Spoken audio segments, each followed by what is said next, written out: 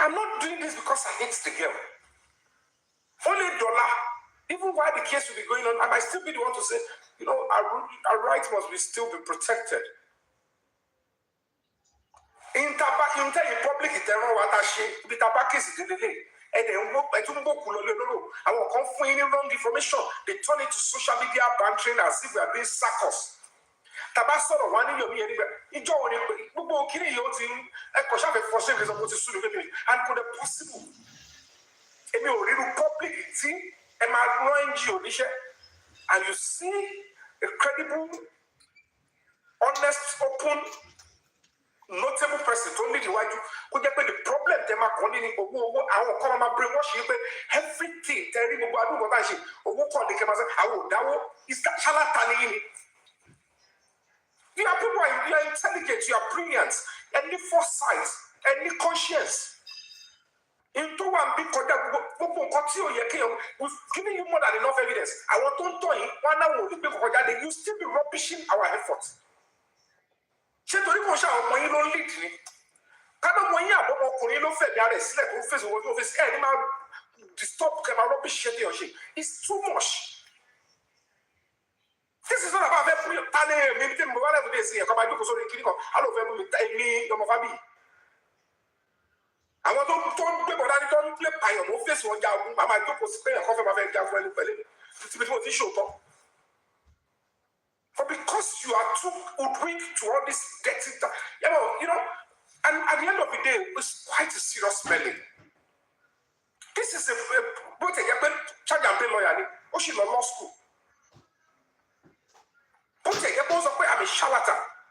Robi. Only Moshi Soro, only Kodaru Kwendomi. Only Oroti of Fabiyi Soro Bound Dabuja. Ode Dibe Oba. Somebody there is no president. People are competing and trying to hijack what I am doing. I want to get with their double against. You are part of the problem to affect the justice of Olomo. Because intention is just social media fracas. You are not built, you are not wired, you are not trained to pursue justice. Intention. What if what you are doing is to just support a good cause? If you remember now, I'm not justice. We don't need the parents. Imponi won sọ fún yín pé ọlọ́pàá tó lọ gbé kiri lẹ́kọ̀ọ́ wọ́n ní the signature àbí wọ́n ní the consent bàbá bàbá kan tó lọ ṣe investigation ṣé wọ́n ní the consent bàbá bàbá tí wọ́n fi lọ present rẹ̀ tí lọ́ọ̀yà fi gba invitation ẹ wá ti gbadé level yìí ẹ tún wá bàbá kan bàbá wèrè kan bàbá wo orí burúkú rẹ wá bàbá tèmi fún ẹ wọ́n ti sọ the suspect. I have officially written to the Inspector General of Police and have given enough evidence that I am the petitioner in this case on behalf of the public. This is what I know about this Baba. Nítorí pé tí ìbára mú kẹ́hàdì ẹ̀ báwọn tẹ máa gbé lọ court ló ṣe ń ga ní báyìí làwọn kan sì máa jókòó síbi kan wọn láwọn kàwé àwọn lọ yunifásitì wọn á máa nírú ẹni ó nídìí tí ó máa dà nǹkan táwọn ṣe rú. Tí ó bá ṣe pé olú ẹ ti lọ papọ̀ mọ́rú yín tẹ́ ń rò pé irú bàbá yẹn máa fọ́ ibi tẹ́mi máa ṣe. Ẹ lọ bẹ̀rẹ̀ ayé lọ́wọ́ ìyá Mohbad àtàdúrà ogun a sọ pé mi ò gbádùn mo sọ lórí èmi ò ṣe justice activist máa ṣe pátákó àbí ẹrù ẹ̀ mo tẹ́lẹ̀ mo ṣe fíìmù mo lè má ṣe fíìmù mọ́. I am putting my life on the line fighting for a just cause. And so Baba to Iyabo for a suspect. A whole corona inquest indicted him. You are telling me only Lord Daru if you can't balance it because of what tí wọ́n ṣe àwọn tó lọ́wọ́ tó jẹ́ pàwọn alágbára míì tó lọ́wọ́ nu pé wọ́n lo bọ́ọ̀dì bọ́ ẹ̀ ṣe gbogbo ẹ̀ ta ni irú bàbá yẹn tó máa sọ pé presidency pàṣẹ àbá ọlọ́pàá fẹ́ ṣiṣẹ́ alẹ́ èmi ni ọlọ́wọ́ mi níwájú ta ni. Àwọn alárakà kan ẹ̀kọ́ máa kó àwọn èèyàn pọ́blíkì ẹ̀ máa darí wọn káàkiri without direction. You can't continue to waste my time. Because gbogbo kí ni ti ń bọ́ sí ìnira. I appreciate everybody to support, to donate. And if we find a means to say all these things, don't fast on, see finish. Let's avoid it. I have my run project. It's my NGO to test value. Let me seek for fund elsewhere. Because Patch is one of those people that I square with. To play game with, constantly to raise fund. If it's kò sẹ́ni tó béèrè báwo mo ṣe ń jẹun báwo mo ṣe ń sùn mo ò gbé lu ìrí mi ní mo fẹ́ gbé lu yìí mo ti dẹni tó dúró síbí because I am here I'm strategizing I am planning I have to even inform this country mo máa ṣe protest lórí Mohbad shortly the president never do it for president ìkọlọ́pàá Mohbad kò mọ tó ṣẹlẹ̀ ń bẹ̀ he will still rely on the honesty of the police officers àwọn wọ̀nyẹn dẹ̀ làwọn yẹn ń bù so wọ́n bribe wọn wọ́n ń dà wọ́n láàmú wọ́n ṣe pé àwọn àlà public la máa dúró pé títí wa lẹ́ máa padà ṣe tó bá dẹ̀ dé stage kan ìjọba máa dúró lò pé tó bá jẹ́ pé wọ́n lọ́gọ́ ọlọ́pàá tó wà mẹ́rin tó fẹ́ ṣe tiwa bóyá kakú yọ ẹ́ dànù wọ́n yà fi ṣé wọ́n máa tún they will be looking at the next person until we get it right kò ń ṣe nǹkan tó easy when it is political struggle because lára àwọn tó ti dúró ti àwọn bíbí wọ́n wà ní same party that's all ẹ̀ ṣé wà pé it's a clear cut case ojú òdùn wa àwọn tó lẹ́nu ní party àwọn tó wà ní music industry àtẹ̀bí Mohbad ló ti gbẹ̀bọ̀ díẹ̀ so it's not going to be easy for public tí yóò ní direct link pẹ̀lú ọmọ yẹn kẹwàá ní ẹ̀fẹ̀ borí àwọn ẹ má jà you fight with those ones wọn á dé tẹ bá ṣe ń délé wọn á tú ẹ délé wọn á tú but you must fight to the end nígbà tí kéèsì wà ní advanced stage ní Abuja kàwá ní akáwọ́rọ̀ do you expect a human rights organization at this stage kó ní kò sí justice kí wàá lọ pé òun lọ sí Abuja lọ ṣe kí ni wọ́n ṣe pẹ̀lú spending ṣé kéèsì tó ń ṣe lẹ́kọ̀ọ́ lọ́n ṣe l'Abuja ni so gbogbo ìwádìí tó bèrè lọ́wọ́ àkọ́tọ́ rí bẹ́ẹ̀ àtọ̀rọ̀ tó sọ yẹn ọkọ̀ fẹ́ gbà ní kọ́kọ́ fi ṣe exercise ṣé mi gbówó fún wọn ni tó bá jẹ́ pé lóòótọ́ you think you have a voice ẹ̀dẹ̀ ń pariwo presidency dẹ̀ dá sí wọ́n bá yín ṣe lọ ṣebí torí pé they know that ṣe báwọn pípẹ́ náà lọ́ máa padà lọ́ba fún vote ṣáwọn 20 àbí 50 gbèdé tó wà ní kú Mohbad ṣáwọn nìkan ló máa dìbò fáwọn ni and kí ni tàwọn láti máa dúró táwọn tó pa èèyàn those criminals are working with some police officers that likely want to go rogue and few politicians that want to give them backing but when we stand tall tá a yẹgẹrẹ tá a máa ṣe tánà di ara wa tó mọ̀ pé wọ́n ń lò ẹni láti máa tako iṣẹ́ tá a ṣe by this stage me expect ẹni tó jẹ́ pé wà very very sane tó lóòótọ́ kó máa sọ pé kò sí justice àbí justice in what way àwọn tó pè síbẹ̀ gbọ́n mọ̀ pé ewu ń bẹ lóko lóńgẹ́ wọn ò bọ́ta sọ pé justice ò náà wá justice àwọn ti pa lẹ́yìn kò sí kankan àwọn ti pa lábùjá wọn ò rí pa ìwọ tó wá claim kó wá justice dábìlì wàhálà tá a ṣe ìwọ ló fẹ́ ló sọ pé ó ti kú how ìwà ìka ìwà ìbàjẹ́ ìwà tí ò dání is criminal is evil ìwà ìgbéraga ìwà tí ò dání ẹgbẹ́ ká sọ̀tọ̀ ọ̀rọ̀ pẹ̀lú ra wa it's okay if you are tired anybody can be tired I can be tired tó bá rẹ̀ mí sí mi nífẹ̀ẹ́ ló bá pé ọmọ yẹn ò ní rí justice àbí kò sí justice mọ́ I will walk away ìwà ìka ni máa wù níbi tí mo bá dé ìsìn kan ṣe pé lọ sí justice mọ́ kí ni tèmi ọlọ́pàá tó ti pè wùn mí tó ti gba ọ̀rọ̀ lẹ́nu spending tó ti gba gbogbo ẹ̀ wọ́n ní ohun tó rí tó fi wà lórí èèyàn mẹ́jọ tó bá ti rí pé èyí ta ló kọ̀ máa push wọn bàbá Mohbad ò lè push láíláí ìyá Mohbad ò push àwọn àtàfẹ́ máa push wọ́n fẹ́ kẹ́ lé wa kúrò mẹ́ẹ̀ àwọn fẹ́ kẹ́ support àwọn ọlọ́pàá yẹn sọ pé kò sí justice mọ́ torí àwọn tó rò pé ẹjọ́ wa wọ́n ti ra àwọn èèyàn ẹ lọ fẹ́ ló gba gbogbo ẹ̀jẹ̀ káwọn díẹ̀ tó kú yẹn kọ́ máa push wọn bẹ́ẹ̀ bá push kò sí justice mọ́ nìyẹn so ìwọ tó bá wọn kó lágbára àti push wọn ò ní interest wọn walk away or go and do another thing it's not your justice it's a public justice kò sẹ́ni tó ní àdájọ pé òun ló máa sọ nǹkan tí just public máa decide fúnra wọn. We are human beings. We don't share panty. We don't share TikTok. I run a credible human rights organization. It's inconceivable. The only reason I'm speaking is because this is a medium of expression. Only TikTok, you get NGO, agbára NGO, lo lele. Agbára tí mo lò kọ́ ní TikTok, kọ́ ní Instagram. Agbára tí mo lò tí àṣẹ tó fún mi is my strong will àti àṣẹ tí ìjọba fún mi pẹ̀lú NGO. I don't have to be on TikTok to fight and get justice for Mohbad. So people can even fathom the difference. Àròjọ àṣàlàyé èmi ò dẹ̀ ní gbogbo skill àti máa sọ̀rọ̀ bí àwọn expander tó máa tó díẹ̀ tó máa yá wọn yẹn because èmi nǹkan tí mo face pọ̀ nítorí mo ti sacrifice pọ̀ jù. It's too late to turn back. Nígbà táwọn tó gbọ́ àánú kéèsì gan wọn ò ní sọ pé kéèsì ti kú sọ pé kò sí kankan wọ́n mọ̀ pé lọ́la sọ́túnla ẹni tí lè ṣẹlẹ̀ kọ́ sọ pé ó yá go around them up ìwọ tó ti gba statement yẹn tó ti lẹ́ni tó dún fún ẹ in a murder case any day anytime ló lè pè pé hello now let's go we are going to court now.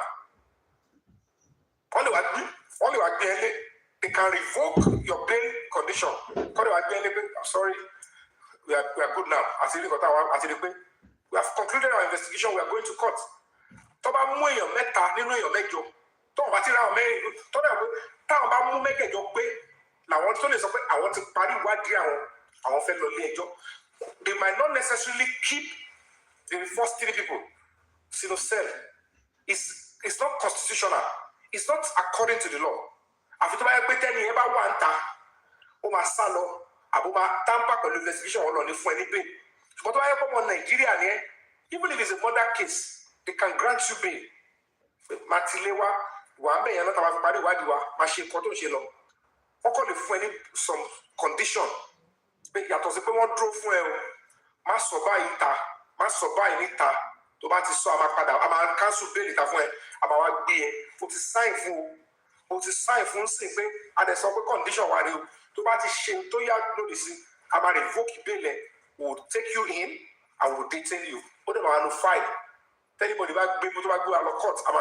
òun ló ṣe báyìí this is a condition we give but in the absence of that èmi gan ni bá máa jà kan fún wọn ní bail mi lè máa dunú pé kọ́ńtì wọn mi síbẹ̀ fún ọ̀sẹ̀ méjì ọ̀sẹ̀ mẹ́ta nígbà tó ti rẹ̀dí àti lọ court the fact pé wọ́n ti rẹ̀dí àti lọ court ò bí pé justice ti kú kò bí pé bọ́yọ́ ọlọ́pàá òṣìṣẹ́ kò bí pé ìjọba aṣíwájú ò rẹ̀dí àti fún Mohbad ìjọ ń bá anybody ló kọ ẹ̀kọ́ ń frustrate mú tó lọ ẹ̀kọ́ ń bá ẹ̀kọ́ ń brainwash àwọn èèyàn wrongly gbogbo nǹkan ọba máa wí owó tó bá jẹ́ ilẹ̀ ń fi ẹ̀mí ilẹ̀ tẹ̀ fèsì physically ṣé owó lẹ́ẹ̀ máa rí ni àbí ẹ̀ máa wò pé hope lẹ́ẹ̀ máa rí any non-entity will just come up and talk about money ṣe gbọ́ tó àwọn tí wọ́n tó individuals àwọn kan ò time any platform they won't just want to look àwọn olóyún ṣiṣẹ́ let's support them that is how honest people do in group kan lọ́fi ṣe lọ́fi sọ pé àfi support NGO individuals go and say we support tí group bá decide pàmò ṣe kọ́ okay àgbọ̀n kọ́tà ẹni iṣẹ́ ó ṣiṣẹ́ lọ ẹ̀ ká support it they come together if they don't want to leave them. But for anybody to think it is my àwọn àdúrà láti sọ pé ó máa bẹ̀rẹ̀ ó end bàbá Mohbad kan ló máa sọ pé èmi ò sí league yẹn o ẹ má kórè burúkú yẹn wá sọ̀rọ̀ tèmi I have sacrificed too much for that boy mi mọ bàbá mi ò ní interest nínú ìyá àti bàbá ẹ mi ò bèrè lọ́wọ́ I don't need them the police don't need them the government doesn't need them to deliver justice for Mohbad. Tí òye ò bá yẹ yín if you are not knowledgeable enough if that is the kind of sentimental stuff you are doing to deceive the public deal me out I'm not in that league. ẹ̀mí ló la fẹ́ ṣàlàyé pé bíi kéèsì dé nìyẹn ṣé NGO mẹ́ta fẹ́ máa fèsì ìjọba one person never streamline under one person will lead and be the voice of the public and we are doing well. àwọn kan wọ́n bọ̀ tán náà ọ̀nà ṣe kiri kan àwọn evidence àwọn ò lè gbé jáde kí lẹ̀ ṣe just because you were unlucky as an NGO tètè bẹ̀rẹ̀ pẹ̀lú pé àtẹnisí èmi tó ní Ìyábọ̀ tí mo sá fún pé kó máa ṣe lọ ni. àárín tí mo dẹ̀ wá mú rẹ́rà mi lẹ̀ enough okay we will lead if you see what we are doing continue to we need to give updates but kò fẹ́ wúkọ́ ọ̀fẹ́ kò wá sọ lórí social media àwọn ọmọ bẹ kì bọ́tà ń sìn ṣé tó bá yẹ kó máa bẹ̀rẹ̀ sí arrest àwọn ọlọ́lá àbọ̀ fẹ́ mú kí wá bọ́tà sọ fún mi pé I need owó ń sìn nígbà tẹ̀sí condition yẹn lè fi hàn sí I will find means to raise money mama play game mo ṣe play game tí bá ráwọn tí mo lè lọ bá sọ̀rọ̀ quietly tí mo bọ́ wọn lè gbé bọ́dé wọ́n fẹ́ move by tí bá ní tí mo lè lọ yáwó lórí app máa yá tí bá ní nǹkan tí mo lè tà until we are able to get to the finish line. If you don't want to support keep it ibi tàbá dé yà ti kọjá ọ̀rọ̀ kí ẹ̀ máa fọwọ́ máa it's salty. ẹlòmíì tí o ti fojú rí pálí ní tí mo ti ń travel a máa tẹnu ọ̀rọ̀ travel a máa bèrè personal you can't talk about my personal life. kí n lẹ́ni tí àjọ ṣe justice ṣe kí n bèrè pé ẹgbọ́n lẹ́yìn náà ti lọ apply for American visa kọ́ ọ̀ma dá mi lò torí àjọ ṣe justice ẹgbọ́n lẹ́yìn ẹ lọ sí American embassy ẹ lọ apply for American visa what nonsense is that why would I be asking anybody any adult bóyá ìyá èèyàn kan bàbá èèyàn kan tó láti jọ ṣe justice kí ni ẹni ṣe what's my business asking about the personal life. It's voluntary what I am doing kò sẹ́ni tó mú mi nípa mi ì ṣe nítorí anybody mi ì ṣiṣẹ́ fẹ́ anybody mi ì sí lọ́ndà any under I mean it's not anybody I am my own institution. I am only cooperating with any Nigerian that believe we want to get justice from Mohbad. And it's over there more struggle justice. You have to fight and fight. The struggle is when you are fighting for what they don't want to give you freely. Justice struggle here. To the people who wrong. Our party suffer lawyer it's justice. Somebody would deceive you and say, case to our fraud in the homicide department, and they don't believe any non-entities speaking to mobile. I draw a bit of professor to shall ever Arabic. So you are raised with distrusting people, disrespecting people like me. Continue with it and let it flow. I am unnecessarily available on this app. But there's more invention. But you're shading it. Having a bad day. To my packaging, simply moving my show. Me, would you kill it? Me, if I know the platform, me, if I believe you can call him a Christian, because nobody will move. Nobody will even trust me. And then I call him my show. It's about to ask him to do. I want something to do now. Mobile, I'm still in the game. I'm at 10. Sharpa. But you're about to tell me more level. Until your face is called attention. And that is the reality.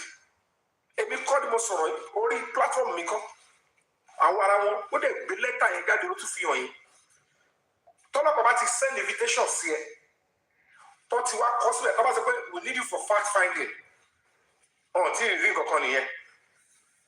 When you have a petition and level to. We are needing you for a case of cyberbullying. Oh, shall I do call against you? Or a case of armed robbery. Is it that kind of what if I Abi, only information to them for armed robbery. Armed robbery. So you must prepare yourself. Simple stuff, you are now cases you make your parent need. And what? In murder case, what will be the phone lawyer with the when you want to suspect Yomi, she's been alleged of theft. People judging Coco.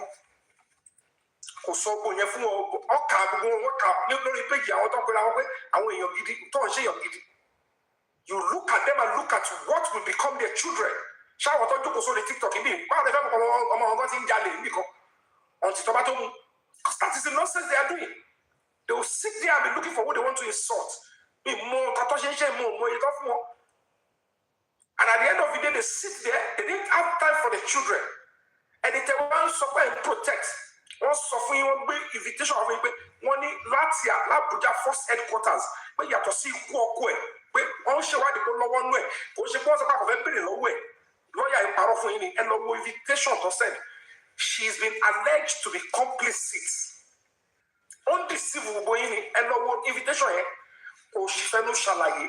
But document to Baba Power, Toffee Mumile, one in Koshepoya very well. Because she's complicit of the murder of Mohbad, they took her to investigation to drill her. She's complicit and she's been alleged of theft. One machine driller, oh, that's my way, I should read it too. On one for what Shenio, one for Alaba, Shenio, what is up with I want to involve Begiri, who want to involve whatever nonsense and those people involved. One more hour,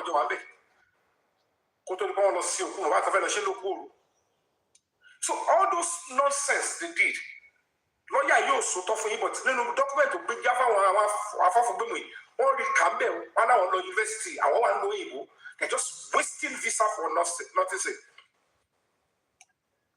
Simple thing, but a bit of the drawing you me. Okay, so say, one more fear so call, will make go jaddy. Can you first so call? Shame me, my first so calling. Shame me about one day, but about the pony. I'm more about on 2 boom, got one lay. So then you want to lay a bay or to make sense. Or you want your party show or jolly. Tony Shepeluku Mubadi, and what be a Juko platform, one shall lay a bed. And you told your cat one and white justice can get away. As she wanted to, affect the theatre for Radia. If Batoya can mushonly, to encourage the government and the police to finish up. Who are you working for? Let's be honest. Báwo ni murder case lásán ó ṣe eré ọmọdé, and this is just 5 months ago. Kò ṣe case Mohbad nìkan lọ ṣe ní department yẹn. Kò ṣe pé ojú kan ní gbogbo àwọn mẹ́jọ tó kù tán wá, ojú kan lọ wà. They have to still be spending resources to look for them. It could take them 1 year, 2 years kó tó rí wọn. Tọ́ba ti rí wọn pé they charge them to court. Bọ́dọ̀ ìjọba ṣe rí nìyẹn. Ẹ̀yin lè má bìlì pé gbélé because most people are not raised to be patient with cases like this. Wọ́n bìlì pé kọ́kọ́ kò wọ́n lẹ́ẹ̀kan náà torí pé wọ́n ti pariwo lórí kéèsì Mohbad. Àwọn tó ní kéèsì gan, àwọn tó ń tọ́pa Mohbad gan, ó ní iye nǹkan tó ń fọgbọ́n tọ́jú tó ń tì mọ́lẹ̀ ẹmu iye oògùn tó ń ṣe. Tó sì pẹ́ báyìí náà wọ́n ń sa oògùn. Wọ́n ṣe ní kó gbé Wùmí yẹn kó tó lọ bẹ̀ lásán ẹmu iye àwọn tó máa lórí awọ. Ẹmu iye ètùtù tó bá ti máa ṣe. Kò ń ṣe kọ́ kékeré. Nígbà tẹ́yìn àwọn bá ń ṣe ètùtù tó ń gbówó dání tó ń lo connection tó ń pẹ̀lú kéèsì táwa jáde level yẹn. Ẹ̀yin tẹ́ wá ń bì. Ẹ̀yin sọ pé kò sí just ẹ̀ wá divided. Àwa yìí náà látún sáré gbòkè tó bá jẹ́ pé spirituality ni àtúbẹ̀rẹ̀ sí ṣe àdúrà kábàáwọn orúkọ lẹ sọ̀rọ̀. Táàbà ọ̀rọ̀ náà bẹ́ẹ̀ pé ó wà bẹ́ẹ̀ àní máa ṣe gbòó yẹn because they have to pick the remaining 4. Ṣé ẹ̀rọ bí ó gba àdúrà tá à ń ṣe yẹn lórí Wùmí ni? A ti wà true pẹ̀lú ọ̀rọ̀ Wùmí. She's going to court. She's going down for what the role she played in the murder of Mohbad. Èmi mò ń sọ fún yín. Eré tó máa fi máwọn mẹ́rin tó kù ní gbogbo ètùtù táwọn ṣe yẹn. Bí àjàtúkà àtàgbáàrí kó dé sáàrin wọn, àwọn ẹ̀rí mi tó bá tún máa wúlò. Olórí ẹni tó wà important jù ní ti Wùmí tàti tọ́lọ̀ tẹ̀ sí tàti mú yẹn. I'm telling you on my honour. Ìgbà tó ti rí Wùmí mú yẹn, justice for Mohbad is good to go. But àwọn tó kù tó dẹ̀ include bàbá Mohbad yẹn, òun ni ogun tó wà lẹ̀, and they will pick all of them. Òun ni gbogbo àdúrà tá à ń ṣe yẹn because bàbá ṣe yá ìyá òun náà ní ká máa ṣe yá ìyá sẹ̀. Gbogbo yẹn kẹ̀dẹ̀ rẹ̀ ẹ ti ní ẹ̀dá símọ́ ẹ ti fi dá wa. Òṣà tó bá lè gbé wá ní ṣe wá bó ṣe bá wà náà. Imta ń bá lọ nìyẹn with the few of us by the special grace of God. Ìbẹ̀rẹ̀ ò kì í ṣoníṣẹ́ àfẹni tó bá ṣe lópin. This is not competition. Normally on a good day tó máa ṣe pé ọlọ́run kádàrà pé kí ọ̀hán sọ social media máa sọ it's not like me really angel tó máa compete pẹ̀lú olùkẹ́sì báyìí. There is no reason for it. Kọ́lọ̀ máa fàtìgì àti mu wá síbi tó nira. Ibi tá a bá dé ìbáyé ṣe lọ ìmí ìṣọ̀ta ogun èmi ṣiṣẹ́ tèmi lọ ni. I will continue to cooperate with the police. Police tó bá fẹ́ dá mi láàmú ní àdá láàmú. Àmàlí result ó kàn ní slow and slow ni. Kà ní slow stuff lápá bẹ́yẹn. Ẹ má dá mi láàmú tọ́ ní kẹ̀ṣẹ́ ẹ má parí ẹ̀. And in tó dẹ̀ make sense ni pé ibi tá à ń bá lọ gbogbo pátákó pátá ṣe ẹ máa arrest bàbá Mohbad. Kò dẹ́ ṣe bá kọ̀ sọ pé ẹ arrest ẹ̀ lẹ́nu lásán. Corona ti indict ẹ̀. Àwa náà ní ọ̀pọ̀lọpọ̀ nǹkan tó ti ṣe sísáìdì wa tàti complain fún ọlọ́pàá. Ààrẹ sọ ẹ á di ẹ̀ mọ́ àwọn tán ní kẹ́kọ́ ní rọrùn àti ìrọ̀rùn rọ̀sẹ̀ ẹ ṣe àwọn ń lo agbára wọ́n ń lo àwọn èèyàn kó máa bú àwa kó máa talk wa down kó máa talk struggle down.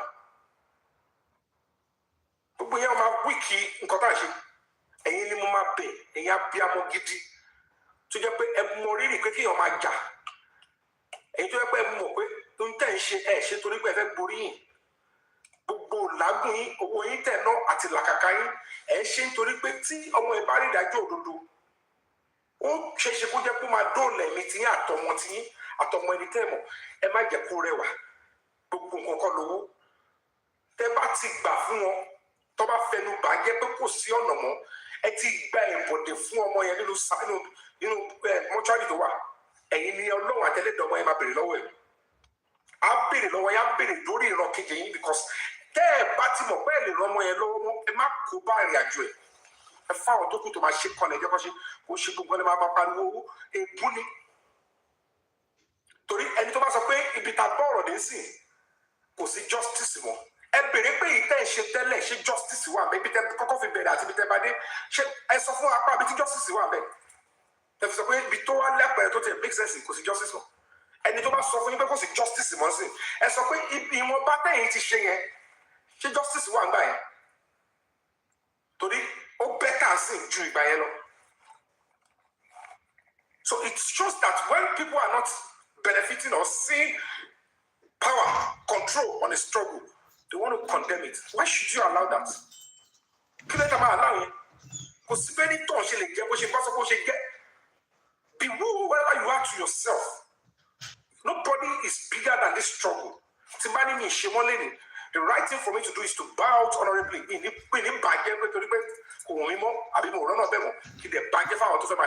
I won't do that. Why can you? Because it is never over until it is over. Never say, never give up on it. That's the training. That is my background.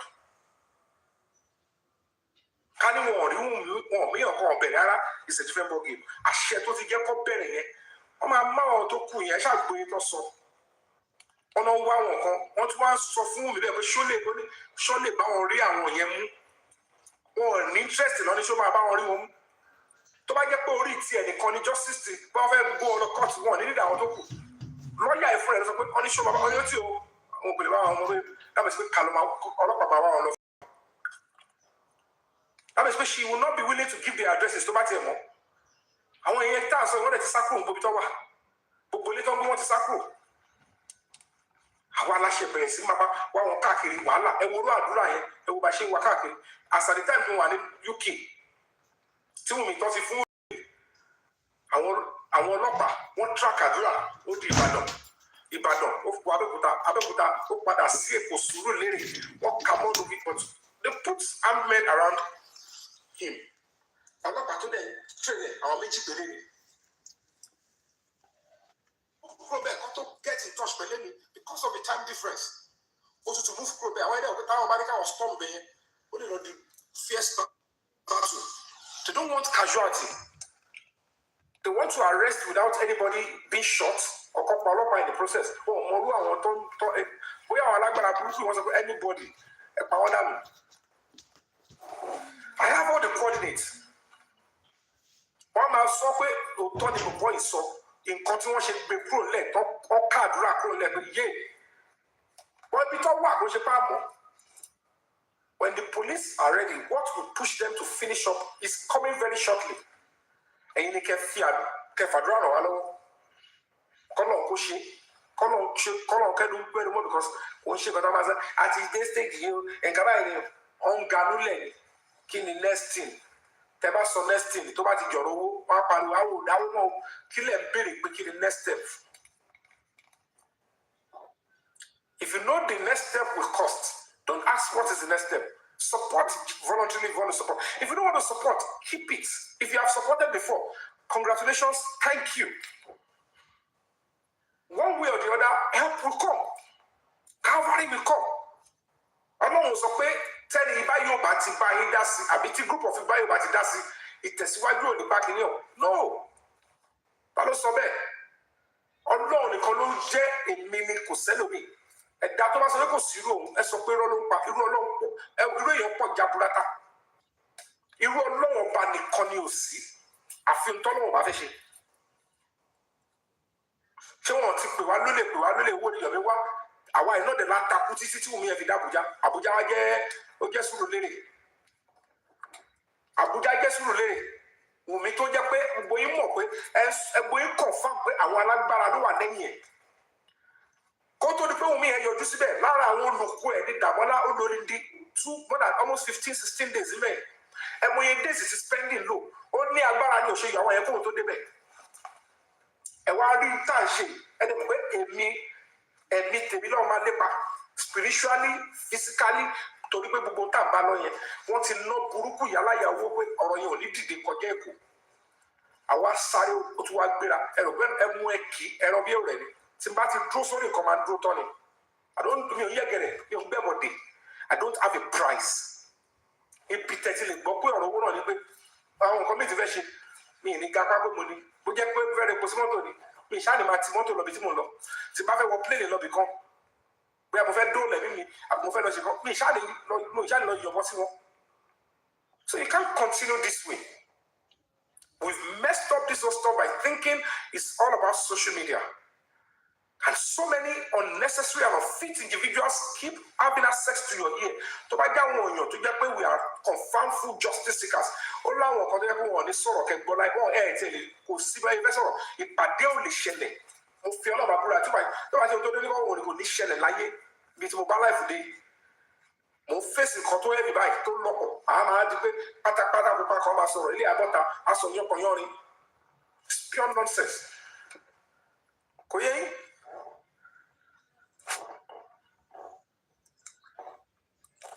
Pure nonsense. So I'm going to be appealing to you. Mo bẹ̀ wá nítorí Ọlọ́run ẹ̀yin abiyamọ tòótọ́ ẹ jẹ́ a ní farada. Let's continue. Nobody is asking for anything now because there is no need for it now. But I can tell you for free, me ní fún yín ní update yẹn sìn. Nítorí pé update tó wà nílẹ̀ sìn ní tá à ń ṣe lọ yìí.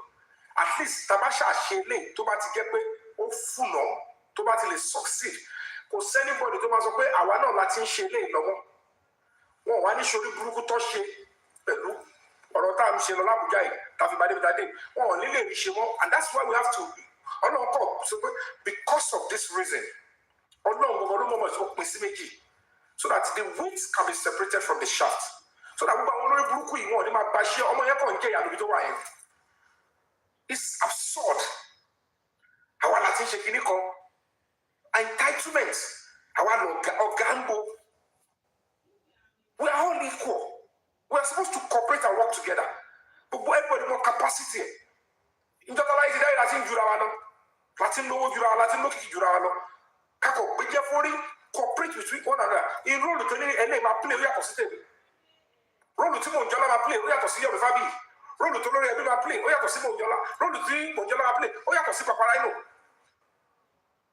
We all are playing our parts. But unfortunately, ẹni tó fẹ́ jọ̀gá náà ló tó fẹ́ ṣe ọ̀fẹ́ ṣe yóò lè máa jẹ lè mọ́mù kó tó máa dùn sẹ́ni kí. We just have to round this up because the public is concerned with this kind of a case. The government wants to deliver, but government ìlú náà ń dá lóhùn. Ìlú náà tó bá ṣe bálabàlà wọn like we have resources, limited resources. Gbogbo nǹkan tó wà bí ìlú government always have limited resources. Kò ń ṣe Mohbad nìkan ló kú, kò ń ṣe Mohbad nìkan ló kọ kéèsì lọ s'Abuja, kò ń ṣe Mohbad nìkan ló wà ní homicide department yẹn. Àwọn èèyàn tó jẹ́ pé ọmọ George wọ́n pa ọmọ George wọn ò tí ì rí George tó pa lẹ́kọ̀ọ́. Wọn ò tí ì rí àwọn tó wọ́n ń try àwọn tó pa wọ́n ṣe wá àwọn míì. Ẹ wo àwọn tó pa CBN kìíní yẹn. Ẹ wo iye ọdún tó fi mú àwọn tó pa tó jẹ́ pé driver àti àwọn tó wà ní abẹ́ẹ̀mọ́ kéèsì yẹn ní Abẹ́òkúta tó ń ṣe CBN. Inú COVID ló pa woman yẹn. Ẹ wo gbà tí wọ́n ṣe tó tún lọ sọ ọmọ ẹ̀ sínú odò. Ẹ wo how many years lọ́ṣẹ̀ láwọn yẹn. Lára àwọn tracker ọlọ́pàá tó jẹ́ police tracker tó ṣiṣẹ́ yẹn works with ẹ̀mẹ́jì ló make attempt láti mú mi fún mi that we mobilized tó ṣe ààrínú tó bá ti fẹ́ lọ báyìí wọ́n máa ní Lagos state stop wa ni. Twice.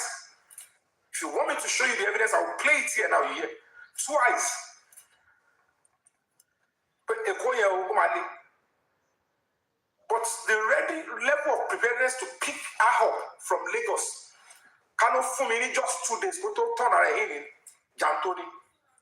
What did you do? Umashe video pa. E wo film ju. Ko mo pe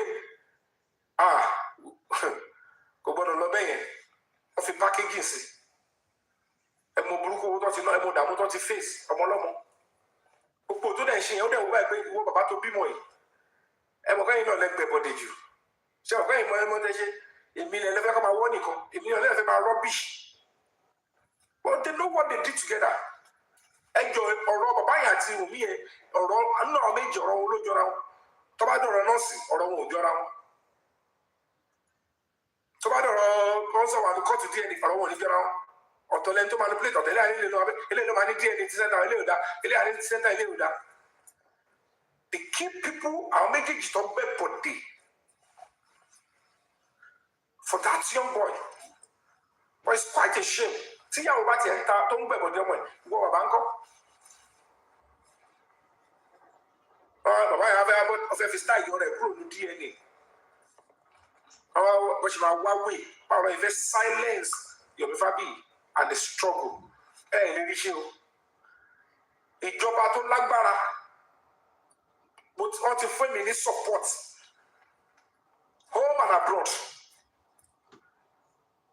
ohun tó dẹ̀ ń bọ̀ mi ò lè ẹ̀dá yẹn kan ò lè gbọ́ lẹ́nu mi torí mo ti pé àwọn ọmọ bìlì wíṣkì ló pọ̀ jù bí kí n máa fẹ́ mi ti ní takala kẹ́ máa ìsọ́ọ̀tì mi pẹ̀lú àwọn owó ẹni tí ò tiẹ̀ jábọ̀ nǹkan tó ti ẹni tí àwọn tó lówó gidi gan ni máa bẹ́ jáde àwọn tó ń kó gidi lẹ̀ gan ẹ̀ nínú ọkọ̀ fi ṣọ́lẹ̀ àwọn ẹni bí tó yẹ pé owó tó ń múlẹ̀ owó kọ́ fi lè bọ́ kí ló ń lọ kọ́ lè máa fọ́ information àwọn ẹlẹ́màá tó máa sáré máa pariwo ọ̀rọ̀ owó wọ́n ti ráwọn tó ní mind of their own they just push them be careful of anybody that doesn't that speak from the two sides of the mouth yẹ pé tọ́rọ̀ bá ṣẹlẹ̀ báyìí wọ́n sá síbí they don't want to be a leader wọ́n lè dà yín sí gbó ibi tẹ́mi bá ń lọ hey is a mi ní yẹ gẹ̀rẹ̀ mi nítorí ní ti fẹ́ gẹ́ àbí ti fẹ́ gẹ́ kí n sọ̀rọ̀ síbí lẹ́nu kí n sọ I'm a justice fighter I'm not doing social media sensation kò jẹ́ ìgbà tó máa ń ṣe lórí social media nìyẹn mi ìwà kéèyàn láìkì ó lè máa ṣe irú iṣẹ́ tó ń ṣe kò máa kí ọkọ láìkì báwo lè fẹ́ láìkì àwọn kan jókòó wọn láwọn support wọn mi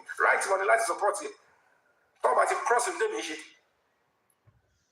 wọn bá padà fúnra rẹ lọ́wọ́ fún olóyìn pé ariwo tí mo pa làwọn tẹ̀lé lọ sí Àbújá ó tẹ̀lé lọ ẹ̀ bá wà bómi lẹ́yìn yẹn ó ṣáàdé bẹ́ẹ̀ wọ́n dẹ̀ ti gba statement tẹ́lẹ̀ ẹni tó bá mọ bó ṣe bẹ̀rẹ̀ mọ bó ṣe ń lọ pé we are good to go agbára àtọwọ́ táwọn fi lò tó fi sọ pé kọ́ máa tún sílẹ̀ dáhùn tọ́nà bá fẹ́ mi náà lágbára yẹn èmi náà máa lọ arabatura múni so that I will be able to force it back to stop ẹ wò lóyìnbó náà wọ́n á máa ṣe kéèsì lọ wọ́n á ṣe kéèsì lọ wọ́n máa rí NGO tó máa force ìjọba ẹ máa rò bí àjọba yẹn ò fẹ́ mú justice lẹ́ni wọ́n á kọ̀ dájọ́ yẹn lọ ó máa rọ́ọ̀gì lọ NGO máa takú sí ìjọba lọ́rùn pé àníṣe ìjọba nínú ẹ máa rò bí alágbára kan wà bẹ́ẹ̀ ìjọba ò fẹ́ ṣiṣẹ́ tààrà kò yẹ NGO nílùú òyìnbó lamẹ́ríkà London gbogbo ẹ̀ ọmọ àwọn atakú sí ìjọba lọ́rùn àdáyé pé ìjọba yóò fẹ́ ṣiṣẹ́ kí ni a ti parí kéèsì àníṣe ẹ lọ tún wá pàbí kan báyìí NGO ẹ ló máa takú tó bá yá ìjọba ní wàhálà yìí ti pọ̀ jù àti bókè ó sì we are tired lè sọ lé no let's go okay yà lọ ṣé wò àti go yeah let's go wọ́n dẹ̀ máa rí ẹni tó ti fi sẹ́wọ̀n fún 20-something years tó rò pé kò sí justice òun ò lè rí justice mọ́ á padà rí justice that is what we do so when we speak we are not going to be speaking on pessimism àwọn máa rí tọ́nà bá dín àwọn máa sọ fọ́nà máa wà ń bẹ̀ torí pé a ti rí òótọ́ àwọn akọ́là máa prosecute ni tó bá yẹ pé NGO ló máa prosecute ni tipẹ́tipẹ́ wọ́n ti wà lẹ́wọ̀n so ìjọba tó wà láàrin wa àwa tá à ń push bí àtàwọn tí wọ́n fẹ́ kí òótọ́ fúnlẹ̀ ìjọba yẹn báwọn ṣe ń tì àwọn náà gbọ́dọ̀ máa tì tó bá ti tì ìjọba sọ pé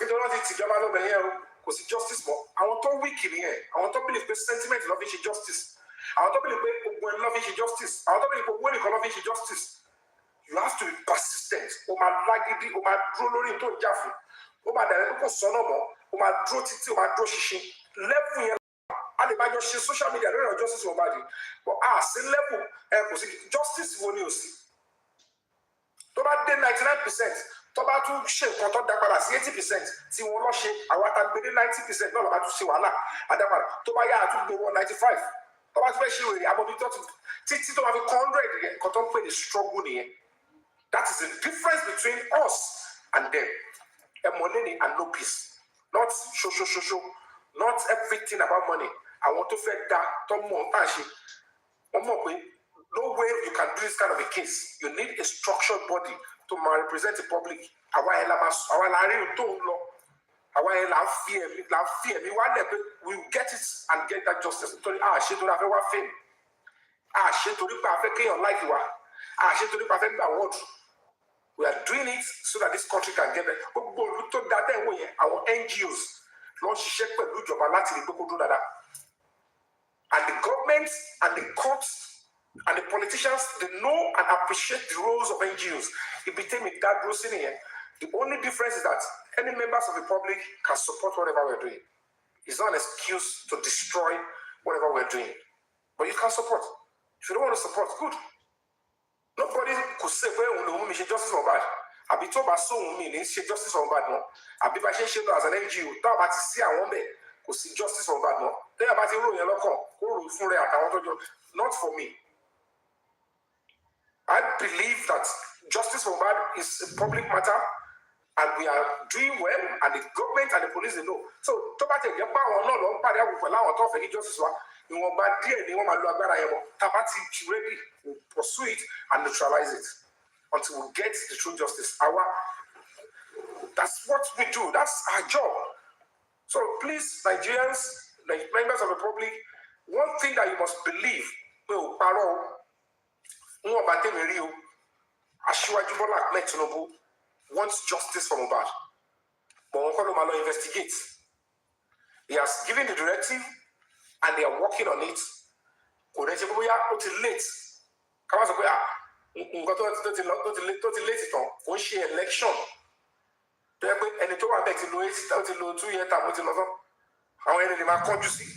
Justice is justice. If you know what you're doing, pursue it, follow up. And Emma justice he himself is meant to be a suspect and should be prosecuted and come back statement and role by the play, crime by the commit. Could have saw the don't to buy the court, not salary for away only Ojari, but when I lost somewhere, period. Kill it somewhere so quickly to Solopa. Correct to she's a follower. Bubu there's a way I want him go. Allah Pashi echo way, Sibe, being of court. To make sense that I don't come somewhere out of leisure or input to talk. I tell you for input. I didn't quickly get the body with you on election. No, Emmanuel. Period. But when touch here, until the evidence will commit a crime, I shall tell them what's the what are the point? So I don't see no my face. But I have a statement. Every money call us, no problem. Right to need to borrow us. Lies of Fujoba, what are someone possible? He has committed a crime already. He has also put on us evidence to put up on my way. Àpapọ̀ kan lọ́rùn wa bẹ̀bá yẹn rí gbogbo ẹ̀kú tó lọ sí. Báwo ni wọ́n ṣe máa gbókòó ọmọ ẹ̀kú òní? Òde ló bẹ́gẹ̀ òrí doctor's report nọ́ọ̀sì tó gún orí. Ẹ̀dẹ̀ lọ sẹ́wọ́n ọjọ́ kejì rẹ̀ ní ìjọ tàwa níbi níbí wọlé sí lọ sí within 24 hours. Irú àbíamọ wo ló máa rí kọ́ parọ́ ọmọ ẹ̀rú ẹ̀? Kò sí anybody tó lè wà involved. You fight for that boy. Ẹ̀ ń jáde level kan. Àwọn ẹni tó máa sọ fẹ́ pàwọ́ sílẹ̀ wá pàwọ́ síta. So ọmọ sáré bẹ̀rẹ̀ láì 2 hours. Ọmọ tó pa ẹ̀dẹ̀ ti sáré gbà. Ẹ̀dẹ̀ sáré bá wọn plan papọ̀. It's a plan on the level that it's show boy. Why don't the 12 ever stage you with the power? Or the level meaning. Let that book on that. Or I'm change a bit call our job. I don't know. She could let me strong or sick or sick one who call me. I can come at him already. So, buy and see my machine. Our contour your share we share before. On negotiate on agents group. On who will long back. But when everybody is acting as if they are justice seeker, they are human rights, let's change the potential. And Mama said, I'm a blocking time. She was a woman, Talon shape, but I know mention. She will president Apache, call or shake case, come back on in the movie mommy. And what up the presidency? To governor Lagos State go on so kilo shele àwọn àrífín máa educate àwọn èèyàn wrongly ro share be god daddy kini lo fi lo ṣe kan tó ṣe ni àṣẹ tó wà ndí ẹ̀kọ́ kọjá ògo yálà yẹn anybody kan wá ṣe bí mo bímọ mi o ẹni bá bribe káwọn kan ìyẹn ọlọ́pàá tó mọ̀ kó wò ní pẹ́ lọ in 3 months time ó máa retire ẹ wá kó 20 million wá bá kò nígbà ayaba yín delay after 20 lọ́la ẹ lọ bá ń lé tó bá ti dá ẹ bẹ́ ti bó lọ́wọ́ wa how much to take case did it? Kí ni wèrè ṣé mi máa ń delay àṣé mo mú wọn gbà yẹn ẹni má mú wọn kó dẹ̀ ní sùúrù ẹ̀yẹ lọ bá president kẹsẹ̀ kọ́ pa kéèsì rẹ̀ tó bá ṣe é parẹ́ kọ́ wá pé mi pé kéèsì yẹn o Yomi Fabiyi kò sí kéèsì náà kọ́ sọ mí bẹ́ẹ̀ kò ṣeé ṣe Mohbad is going to get justice àwa la máa jà títí because àwa tá à ń takú yìí náà ọmọ máa ṣàgùkà kú ẹgbẹ́ yìí kọ́kọ́ ti sàṣìbẹ̀ ìtọ́yìn sá lọ́wọ́lọ́wọ́ gbogbo last week wọ́n ń fáyà mi gidi pẹ̀lú gbogbo ẹlẹ́bọ̀tọ̀ gbogbo ara mi gbogbo ìṣọ́ra tó wà lá ó kàn fún mi signal pé gbogbo èèyàn ọmọ máa kú mo dẹ̀ tún ṣì ń jà lọ ọmọ pé n tí mo sọ ọmọ kan táwọn ń tọ́ dàbò lẹ́gbọ́ last week àti last 2 weeks wọ́n tún ṣì máa sàbí ọ̀là ọ̀túnla ẹ̀ka wá jókòó sí kọ̀rọ̀ bìkan ẹ̀ mójú ẹ̀ mọ̀ọ́gọ́ ẹ̀ wá rògbòdì láṣẹ why would I be deceiving the public èèyàn bí dorúkọ jà forúkọ délé fún wọn bá tí wọ́n yìí bí dorúkọ mi lọ mo tún wọ́n gbé jẹ́ nǹkan màá ní owó dọ̀tí kan owó wèrèwó irú iṣẹ́ wo lẹ́rù bó ń ṣe bí.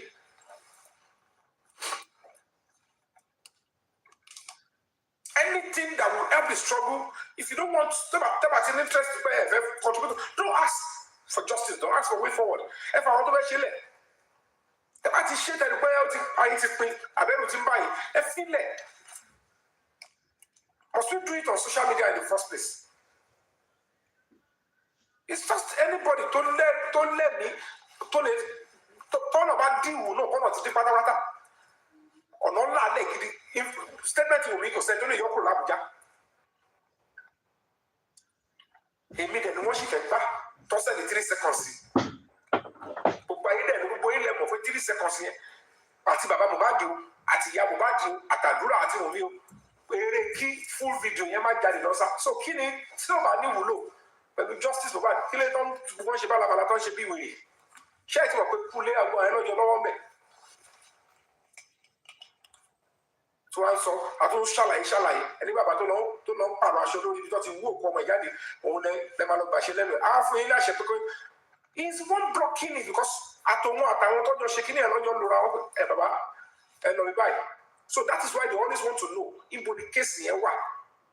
Kọ́ni sáyé lọ fowó bribe lọ ọ̀bìnrin gbogbo gbogbo simple thing tó ń ṣe yẹn ẹ̀ wá ní kí n máa bọ́ta kí n máa lọ sí platform kí n máa sọ nǹkan báyìí la fẹ́ ṣe next thing because ẹ̀ rẹ̀ àti donate voluntarily donation yín donation àwa aláwa ń bẹ̀ àwa lọ̀gá èmi ò ń ṣerú anybody tí bá tiẹ̀ wá fẹ́ ṣerú ẹ̀ ń respect mi ẹ̀ ní máa jẹ́ kí n máa sọ gbogbo nǹkan tí mò ń ṣe because ẹ̀yin náà lè máa polówó ẹ̀jẹ̀ tó máa polówó wà mú ẹ̀ máa dúró mi fún àá sọ gbogbo tí ò ní sọ síta àwọn tó dẹ̀ ń dáwó fún tó ń sọ ẹ̀ bá kó fún ẹ̀rọ ẹ̀bìrì náà kí ló fẹ́ ṣe ẹ̀ wá mọ nǹkan tí mò ń ṣe tán ẹ̀ wá lọ blọọkì ẹ̀ wá ní àwa aláwa ń bẹ̀ o Yomi ẹ̀ parọ́ ni kò sí bẹ́ẹ̀ o òun kọ́ ló ṣe o àwa la ṣe gbogbo rádaràdà ẹ̀ I'm tired of all those nonsense òun ni mo ṣe ń wọ́ra mi lẹ̀ tí mo ṣe ń play game jẹ́jẹ́ ṣẹ́ni mi máa bá wọn play game gbà tí mo bẹ̀rẹ̀ justice of man mi ń lọ sí díẹ̀ mi bá wọn ṣe tap mi ń ṣe tí mi ń pọ́n pawó bẹ́ẹ̀ wọ́n gbà mo rí pé gbogbo ìdọ̀tí yẹn ti pọ̀ gbogbo yẹn lẹ́fí mọ́ tí mo ṣe I stayed away I said èmi mo ní NGO it's my face and my name on it kò ṣe struggle táyé ò mọ̀ pé mi ni mo lead I have to take my one from enemies inú ẹni máa sá lọ inú ẹni máa fi lé mi lẹ̀ inú ẹni máa jẹun inú ẹni máa wẹ̀ inú ẹni máa no ìjà lẹ́rìí ọkàn o let's have conscience in whatever we are doing o ṣe gbọ́ ẹni ṣoṣoṣoṣo mi wà useless tó yẹ o I'm not after anybody I'm not ẹni bá mi di one destroy anything tó ṣe pẹ̀lú justice Mohbad ẹ̀ ní bọ́ orúkọ mi bẹ́ẹ̀ láyé tí bí làwọn fún ẹ̀ ní pé mo gbẹ̀bọ̀ ní justice for Mohbad wọ́n á jẹ́ pé ó yẹ kọ́ ná ní $1 síbẹ̀ yẹn kẹwàá bá mi kí n ná 99 kọ́bọ̀ síbẹ̀ ọlọ́run ní kí ó dójú ọ̀rọ̀ yẹn máa ná $1 20 kọ́bọ̀ sí. So no offense I know what I'm doing and I know that at the end of the day the justice is coming. What we are working but àwọn ṣẹ́kọ̀ọ́ wà ìgbà ìbàdàn sí lè rí pé mi lè rí iṣẹ́ táà ṣe because àwọn tó ń ṣiṣẹ́ lábẹ́ ṣiṣẹ́ lọ kò tí ì lọ́kọ́ gbójú jáde kò tí ì lọ́kẹ́ mọ̀ tó bá ti achieve result wọn they will transfer the information to me I will update wọ́n ṣe ń ṣe nìyẹn. It's better than the one we were doing before that people believe it's like don't fractionalize, don't sectionalize and divide the whole stuff. If you have bad Omowummi about for you, buy a movie dole. To my play audio Omowummi, Kim shall I go to a for him? Well, now I should not want it is always that way. I want to get it calm around me. Go, you want my head go. Ó mọ̀ pé àwọn tó ń tẹ̀lé DNA ọdún mẹ́ta ṣèbáwọn èèyàn gan ọ̀hún sọ pé ṣé wọn lò ní tìjú ni àbáwá tàtì ẹni bẹ́ẹ̀ pariwo ń bì ẹlẹ́lẹ́yàjọ DNA ọdún mẹ́ta ó mọ̀ pé àwọn òjò ní tìjú ni kò sí nǹkan kiri lára wọn ọmọ gidi wọn lọ́ọ́ máa bí tó máa bèrè kọ́ báyẹn lọ́wọ́ ẹ̀fọ́ ọdún mẹ́ta tó máa lọ́ wọn àmọ́ but because ó rí pé bàbá yẹn náà ẹ̀ tẹ́ ń bèrè fún ẹ̀yin kọ́ lẹ́yìn nídìí DNA náà ṣẹ́yìn lẹ́fẹ̀ẹ́ gba property lọ́wọ́ bàbá tẹ́ ń tẹ̀lé tẹ́ni kó máa kọ́lé ṣẹ́ mọ́ tó ti ṣe ẹ bá mọ ohun tó ṣe ẹ mọ̀ pé ó yẹ kó ń wọ́n wọ̀ kú ẹni ń bú bàbá yẹn ó ṣe ń bú ẹ̀ ń ká yín lára sí ní kọ̀rọ̀ privately one on one lórí kọ́ọ̀lù tí ó mọ̀ pé gbogbo yín máa gbọ́ ó ń wọ́n fún bàbá yẹn gidi sí kò tiẹ̀ sọ pé ó jábọ̀ kọ̀ọ̀kan ìgbà yẹn kọ́ lẹ́gẹ̀ẹ́ tí mo fẹ́ bàbá yẹn ti ṣe nǹkan dọ̀tí ni. oye ìdí tí bàbá yẹn dẹ̀ ń takú tí ò fẹ́ lo family member tó sọ ó possible ẹgbẹ́ family member gan ló gbọ́ ọmọ ẹ̀sùn there is a possibility wọ́n tó bá gbé dànù ṣàlọ́ lọ́wọ́ ńkọ́ báwo lè fẹ́ wo ẹ̀gẹ́ tí ẹ̀ ní 25% àbí 30%. àbámọ̀ ìdí tó ń ṣe ń takú pé òun fẹ́ kọ́ lo family member fẹ́ lo bọ́ọ̀dì Mohbad ó ṣàfẹ́ wú ọmọ yẹn pé a máa ṣe lẹ́yàsẹ̀ agídí tó bá mi ṣe yẹn kò ní jẹ́rú ẹ̀ èyí tó lọ ṣe ń kọ̀rọ̀ ọmọ pé family member lọ́lọ́ and if it's going to be any family member lọ́lọ́ Darosha or àdúrà lọ́wọ́ àlọ́ but I know certainly it's Darosha mo mọ tí mo mọ̀ ọmọ mọ̀ pé mo mọ tí mo mọ̀ so whatever nonsense they are doing lọ́jọ́ ń gbé imugu ṣé Darosha yẹn mọ́ lóṣù Darosha yẹn play ohun tó lè fa ikú Mohbad kan fi attack ẹ̀ bẹ́yẹn ó sọ ó lè pé kò fẹ́ dárúkọ because kò lè pe Darosha alóbàárà ló máa pe Darosha yẹn but kò ṣàlóbà direct.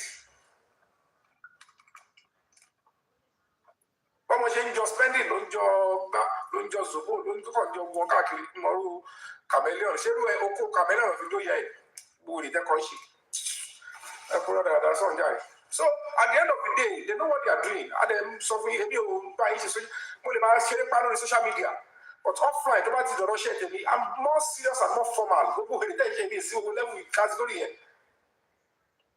mo fẹ́ ọlọ́mà búra kò ṣe pọ́ọ̀rọ̀ ẹ̀ gbogbo àwọn ẹ̀yẹ̀mí yẹn ṣe kiri kan orí social media ní orí online lẹ́wà dẹ́ real offline yẹ̀mí yẹn ó sá lọ yẹ̀mí yẹn èmi ní sábì gbogbo yẹn ẹ̀mí lọ́wọ́ láàrin ọmọdé àyẹ̀mí lọ́wọ́ ìgbà tó rí ó ń bẹ̀bẹ̀ fún òkìní King White yẹn ó ń sọ fún ẹ bá mú kí Yomi gbogbo wọn máa kí mi tó bá dórí social media àmà sọmi nígbà wọlé irú lọ́ọ̀yà tó ń ṣe bí ìwé ní jàǹtórè kó gbọ́dọ̀ rí physically wọn ti bìdà táńjọ tájà ń jùrù ẹ̀mọ́ ọdún táwọn wèrè tí wò mí nu TV tí mo ti ń géèyàn ọ̀nà ayé tó ti wò mí káàkiri ìwọ tó ń bọ̀ ẹ́ ládùúgbò ẹ̀ wá wò mí sùsù wá máa sọ pé lórí justice for Mohbad ẹ wá sọ mí nígbà wọlé ṣé bẹ́ẹ̀ ṣe ń rọ́bìṣì yàn náà nìyẹn tó bá fẹ́ jẹ́yàn ọ̀nà ayé ò gbọ́dọ̀ sọ pé tèmi báwo àbí gbogbo làkàkà mi báwo tí ó máa ṣe justice for Mohbad nígbà mo ti tọrọ àrífín. I respect the public because public ló sọ mí di ojúmọ́ dà but the public knows that they must still respect and show me love. The fact that public ló sọ ọ́ di ìtọ́jà wípé public yìí máa rubbish wa àwọn public ò rubbish wa wọ́n máa ń pọ́n wa lé ni wọ́n máa pọ́n wa lé wọ́n mọ̀ pé di òótọ́ lọ́gbọ́dọ̀ bàbá ru wa kàkà kí gbajúmọ̀ jalè ikú yá jẹ̀sí lọ. ẹ máa wo irú àwọn ọmọ kéékèèké yẹn a máa sọ̀rọ̀ sí i tẹ́lá jẹ́ mo ní irú àwọn yẹn tó bá ti ṣe bá mi pọ̀ tó ń sọ̀rọ̀ ìsọ́ọ̀tì yẹn lọ́ máa tẹ́sán wọn lọ ẹ rí fíìmù tí wọ́n máa padà sí Nàìjíríà ẹ rí fíìmù gidi.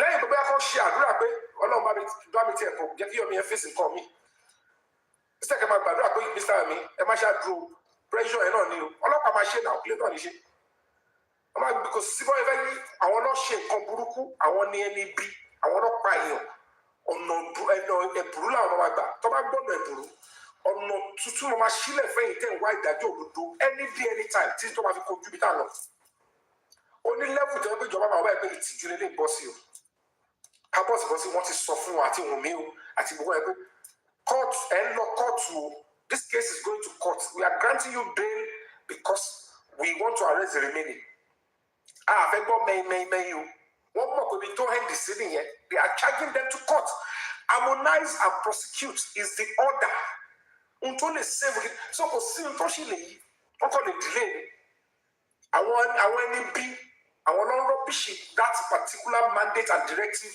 from the high power wò lè kọ́ wá sọ pé àwọn ẹtì ẹ̀ gbọ́ pé presidency were involved ní kọ́kọ́ sàgbéjẹ́ mọ́ but because they don't even know the meaning wọn ò mọ value ẹ̀ kò sápọ̀lé kò sí respect fún yàn mo ń tẹnu mọ́ ọ̀kọ̀ọ̀kan láti ọjọ́ ìpín change òun padà so torí kẹ́lẹ́ bá fún mi lórí àbí kí lè bá lókìkí ni mo ṣe dárúkọ presidency what an it's quite insulting and insulting pẹ̀lú ẹni tó ti fi owó ẹ̀mí ẹ̀lẹ̀ kò ṣe kó mo jókòó sórí social media mo tún lọ Àbújá yẹn mo wà wájú first CID several times yet some people will be saying nonsense and you be no it's terrible we live in a precarious world many dirty evil people are around Ọlọ́run bá kókó yànyàn wọn sọ di wíwà tẹ́gbẹ́ ìkọ̀kan náà like no Ọlọ́run bá kó ṣàánú fún wa kó má jẹ́ àṣìrìn ṣèpútẹ́ ní nǹkan mi tí wọ́n fẹ́ play náà.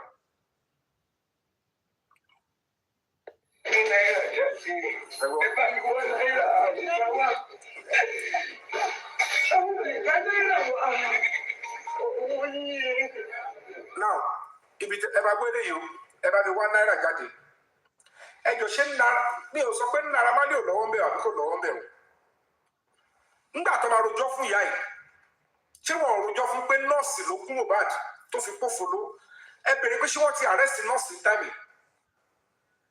kẹ́lẹ́ mọ̀ pé nọ́ọ̀sì yẹn fake ni because anybody should be asking ẹ bá mi wá nọ́ọ̀sì tó gún ọmọ mi ló bá sọ but the script they were playing here though they might have the reason why they were mentioning Naira mentioning Samilari but commonsensically irú ìyá tí wọ́n sọ pé nọ́ọ̀sì kan ló gún Mohbad tó fi ṣe báyìí tó fi kú tí nọ́ọ̀sì yẹn dẹ̀ lọ lé tí bàbá tó bí ọmọ tí ò rí that means pé ìyá Mohbad náà ò rí nìyẹn ẹjọ́ ta ni wọ́n máa ń béèrè kọ́ lọ́mú wa ẹ kò béèrè torí pé àwọn ilé wọ́n kàn ṣe wá bí ìbàjẹ́ pé àlọ́pọlọ tó bá jẹ́ pé bí wọ́n ti kálá ni wọ́n kẹ́ máa da pariwo àwọn ilé ní pé ṣó possible kẹfẹ́ bá ìjọba àti mídíà sọ̀rọ̀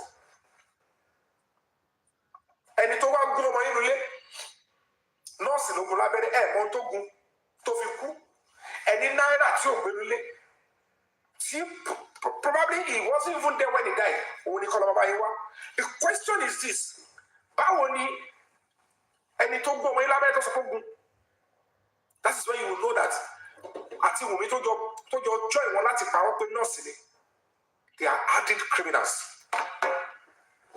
They are terrible individuals. Because it don't make any sense. If we go to the JBL, we go to the nurse. Because on test of one, nurse here, get to the bed until long. One day, okay, kilo pa body. She be nurse, let's suppose we go labere to the people. The theory nurse.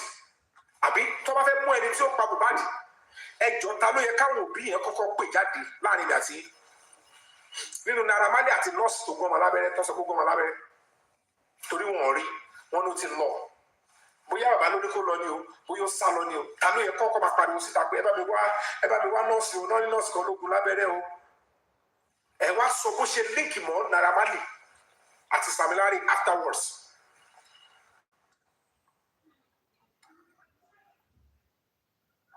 You understand what you're playing, and when you see these people, they won't allow you to speak. You have to be on to they are all con artists, bunch of criminals. So by the way, we are blue party and it don't matter how many don't go left one. How many don't bet but the belets, what is time near Mobadi, Toffee Moko.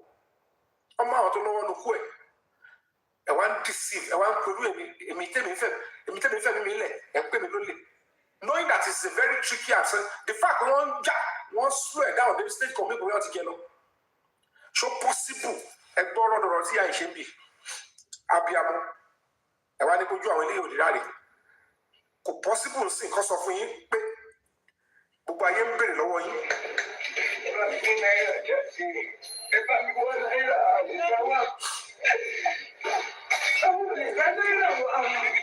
Now, if it's absurd. One in nurse ló gbọ́ ọmọ yín pa. Ẹ̀yin náà ẹ̀yin fúnra yín lẹ́jọ́ sọ àti Wùmí àti bàbá Mohbad àtàdúrà. Nọ́ọ̀sì lẹ sọ pé gún Mohbad tó fi kú. Nọ́ọ̀sì lẹ jà. Now, if it was the nurse, àwọn á sọ pé I'm gonna get justice ọmọ yín. Ẹ̀wọ̀n ẹni kọ́ bá yín wá ẹlòmíì wá. At no point in time did this woman said ẹ bá mi wá nọ́ọ̀sì yẹn because according to them, wọ́n ní ìyá yìí àti bàbá Mohbad for jury nurse. As at this time, what if for jury nurse? Ejo, what sense does it make? Nurse Guyan Laberepa, any color why you Fabiyi wa. To look at there must be a reason why they did not mention the nurse and they are mentioning another person. Don't need relationship with Mohbad. Can you see how you guys were being played? So when we pursue the case and we add all of this in Abuja, they know the truth is out there. Only the truth can set us free. Kobe one Narawa. Kotori Naira Tanoko primary person to the main the main person to Bad is the loss. To my Naira Lufuni Koto Flapa is another person, co-conspirator. So there must be a reason why one should not select on Naira. Àbíṣe sọ fún ìyá ìpè ẹbí ìyá ìlọsọ fún aṣọ ẹ̀gẹ̀. Kí ló tó fún aṣọ ẹ̀gẹ̀? Ṣé abẹ́rẹ́ yẹn ẹ̀gẹ̀ ní kẹ́ ẹ wá gbà jáde? Ṣé ẹ̀gẹ̀ ló fà jáde tẹ́jẹ̀ fi pọ̀ lórí dúfin? Àbí ọwọ́ kékeré tó fi ọ̀rá yẹn? Let me go on another break. Mo wà pẹ̀lú yín. Are you, see, Yomi, if you're not playing match, off your request, okay? Toto, please, let's play best of 3. I'm being talk. Best of 3, I'll come back. You said to say I miss you. Are you doing Shakara? No, I see that you have a new girlfriend now. So what are you talking about? You have a girlfriend that you always I can never be jealous. I can never be jealous. Let me win you. Then I go. You cannot win me. Not now. Try again later. Try again later. No problem. Family of times 3, let's go. Guys, triples.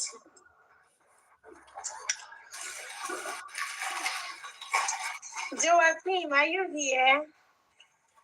Family of times 3. Are you here? Guys on times 3.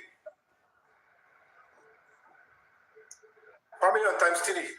Don't worry, I'll still beat you. Throw the fuck out. Don't gift yourself. How are you doing? What do you mean don't gift yourself? Are you okay? I'm not seeing your hand. Have I ever gifted myself? I'm not seeing your hands. Family on times 3. Sorry. Bonus mission for 60 seconds. Let's see, we're going to mix up the bonus mission. We are going on times 3, family. Let's see. Come through. Come and support me now. I didn't saw it. What's in sorrow? Fabiyi, you want to go back and play your girlfriend? Shut up. I know you now. You didn't move with crowd. Anyways, that's beside the point. Guys, one rose. One rose, family. It's $1. Thank you so much. Thank you. Guys, let's go. Triples, guys. Anything on the triple will be very much appreciated. Anything on the triple will be very, very much appreciated. Lillian, hi Lillian, how are you? It's $1. Thank you. Guys, times 3. My eyes are in me. Times 3, guys. On times 3. Times 3, oh. Anything, 1,000, you hold his mouth. 1,000, you hold his mouth, well. If you beat me twice. On times 3. Tewo bola. Guys, times 3. Triple, y'all.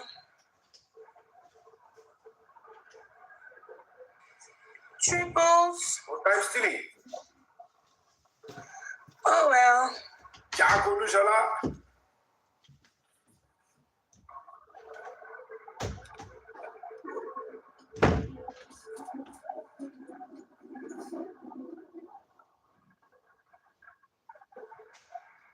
Oh, well.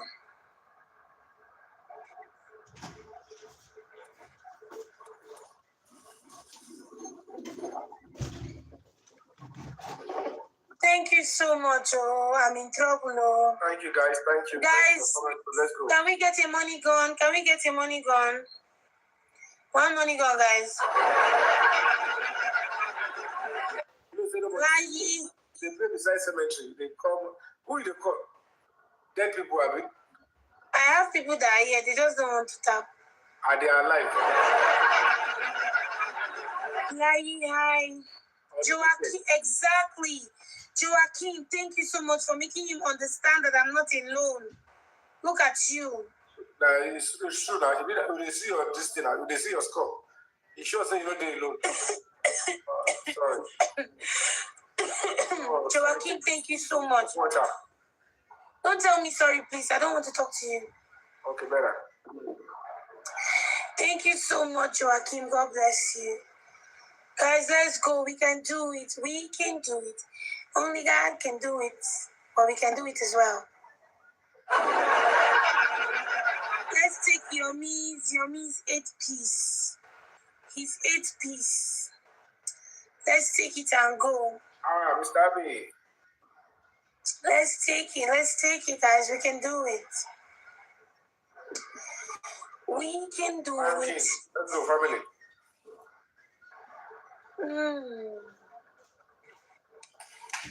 Say bye-bye to your streaks. Shut up. Say bye to it. Bye. 2, 3, 1, nothing. Let's play the last one. Let me leave you to continue with your chat. Okay, thank you. All right. Let's play the last one. Okay, let's go. Guys, come from the Guys, double tap the screen. We've got triples. Only the first thing we send is going to be triple. Let's see if we can try to take the streaks before we head away, okay? Joaquin, thank you so much. I appreciate you. God bless you. Thank you so much. First gift, times 3. Thank you, guys. Only the first thing we send is going to be triple, okay? Let's win Yomi and go. That's all. Last match, triples. Oh, shit. Guys, let's go. Times 3. Oh, my goodness. Good for you. What do you mean good for me? You know, if I have like something now, you'll be the one in the ice. You'll be the one in the ice, so. Today I'm not in a crazy mood, I'm in a calm mood. You get what I'm saying? I don't get it. Oh, you don't get it? Okay, that's fine. Guys, let's go. We need to catch the speed. We need rose, 1 rose or 10 roses. I don't know, depending on the number of people Yomi has in his room. If Yomi has too many people, they are going to tell us 2 people. Okay, guys, we need 1 rose, just a rose. 1 rose, guys, 1 rose. 1 rose. Mystic B! 1 rose, family. 1 rose to catch the speed, guys. 1 rose, 1 flower.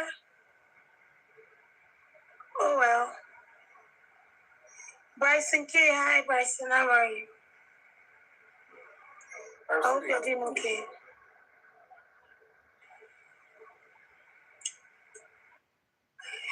Let's get it.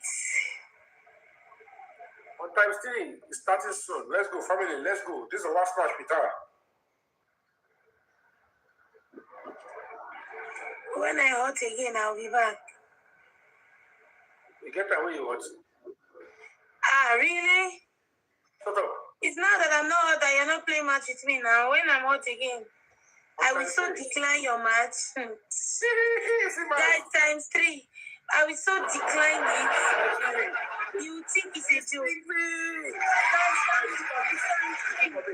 Times 3. This is not my head drop. Times 3. Times 3, guys. We can do it. Oh, well. Oh, well. Nana, hi. Oh, well. This is bad. This is bad. It's 1,000 to punish me now, so let them get to 1,000. It's remaining small. Guys, drop something. Let's get to 1,000. Yeah. Let them get to 1,000. Oh, Mystic B! That's big money. Go to the trash. Okay. It's going to be double punishment for Jesus. Icy and trash at the same time. Camille, hi Camille, welcome. Thank you, family. Yeah, Put it what am I in the gonna trash. say? Shut up. Don't talk inside the trash. Oh, really? Yes.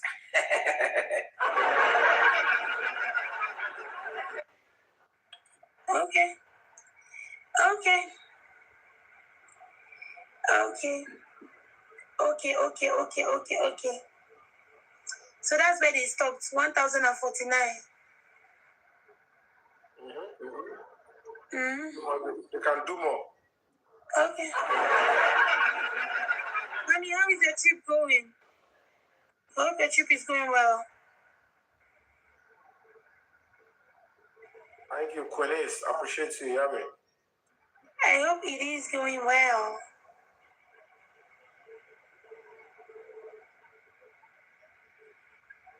I sure hope it is going well.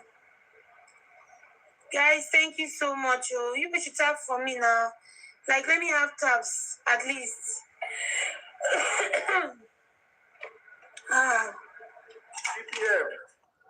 PPM Zion. Sorry, you are coughing. You have to cough in the bit. All right. All right, bye, Yomi. I'll come back after this stuff, later. All right, bye. Thank you, then. So, ladies and gentlemen, we have to understand the fact that Emil, I will never betray Mohbad. Even Mohbad himself can see that he is going to get justice. If I am the one representing him, if you are representing him, and you turn his back, and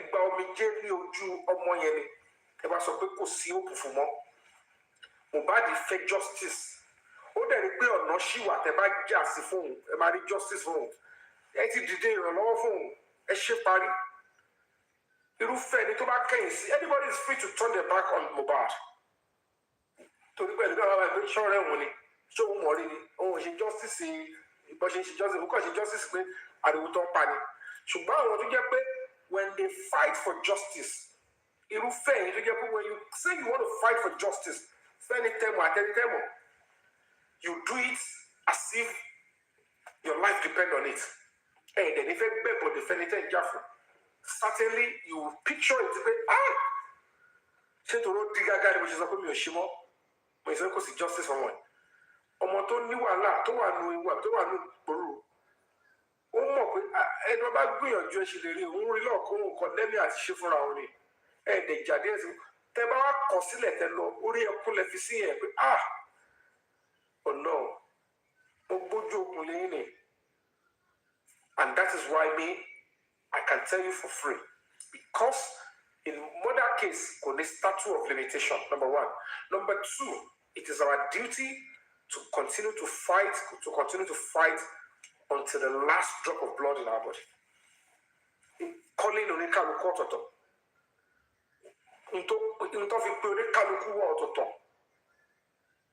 And that is why we are fighting, and I'm encouraging only few of you.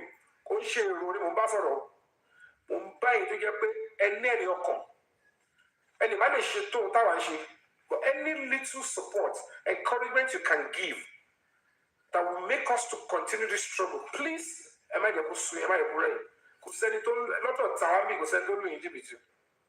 Àwọn ẹni ibi tí ó fẹ́ kí Mohbad justice àbáwọn tó ń rí bí competition kókó já wọn àwọn ló ń ba ohun tá à ṣe jẹ́ o òun ló ń kó àlórúkọ tá à jẹ òun lè ṣe àwọn òdẹ dá wọn lóhùn and we are pursuing it the right way. Please, let's continue to fight on. We are getting close. Tọ́wọ́ bá ti àwọn tó kù sí báwọn ṣe lé wọn lo connection wọn lo owó àti àwọn náà mú èèyàn dáadáa àmọ́ àwọn táwọn náà sì lè ké pè àmọ́ àwọn gbèsè ta lè gbé tó yẹ pé ó dẹ̀ ní stage tí kéèsì tún máa wá dé àtẹ̀mí àtẹ̀yìn àti national security àti presidency àti gbogbo àtọlọ́pàá wọn ò ní choice ju pé kọ́ lọ kọ́ àwọn tó kù kọ́ wá wọn rí ìtọ́ ọ̀bá rí tọ́ba ti rí ìtọ́fẹ́ mú kọ́ tọ́fẹ́ mú jáde 1 or 2 persons they will fish them out wọ́n á ṣe gbogbo aláàtọ̀máṣe and then they will charge the case to court. But listen to me, mo tún sọ fún yín lẹ́nu pé ohun tó kù báyìí ni kọ́ mú àwọn mẹ́rin tó kù sí márùn-ún kọ́ dẹ̀ charge wọn sí court. Ẹ má yẹ kéèyàn kan parọ́ ọkàn fún yín. Omi lọ́kọ́ statement wọ́n dún ilẹ̀ lórúkọ wọ́n ti mọ ohun tó ṣẹlẹ̀ wọ́n mọ tọ́rọ̀ dé and they are pursuing the case. That pé wọ́n delay ẹ̀ sìn one thing might be whatever it is But we as public, not our own fellow banda, any our public time share not I believe we will get to the end of it. We have end game. By the special grace of God, we will. Kò ṣe tẹ́mọ̀ lè máa sọ pé ẹnu lásán, a máa gbìyànjú, a máa gbàdúrà.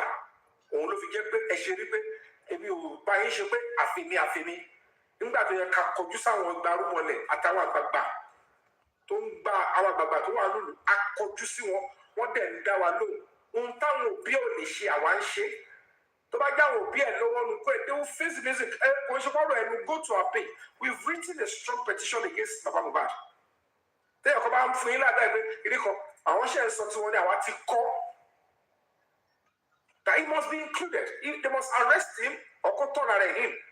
And then they should investigate. And he must be treated as a suspect. Kò ṣe pé àṣẹfẹ́ mọ̀ pé ẹ̀ṣẹ̀ tó bá kọ̀ pé wọ́n ní sí kọ̀kọ́ statement tó bá tí ìrẹ̀lẹ̀ àti káàdì ọ̀sìn kọ̀. He might have even gone there to write statement. Tó ti sọ fún mi yet. Because àwọn ìjẹ́kàsí wọ́n ti lọ bẹ̀. But a fẹ́ bá débi tó yẹ pé the wheat must be finally separated from the chaff. Tọ́lọ̀ bá ti fún wa ṣe dé level yẹn. Tó ti jẹ́ pé nǹkan àṣẹ lọ́sìn kò sáyé àwa kan la ṣe kinní kan àwa tó ti lo rubbish tó ti ṣe tẹ́lẹ̀ yẹn. Then we can be able to get to the justice and find out. Ẹ̀wá ìbáwá díẹ̀ ló máa kù. And please ẹ má ṣe bí ẹni pé ẹ̀rí wà tó ní kálukú ń wò sí. Watch them. We are a justice movement on this. Maybe we also on TikTok for anything. Justice for bad. Don't be also on TikTok. And that is the only thing I will face. It's my fisheton.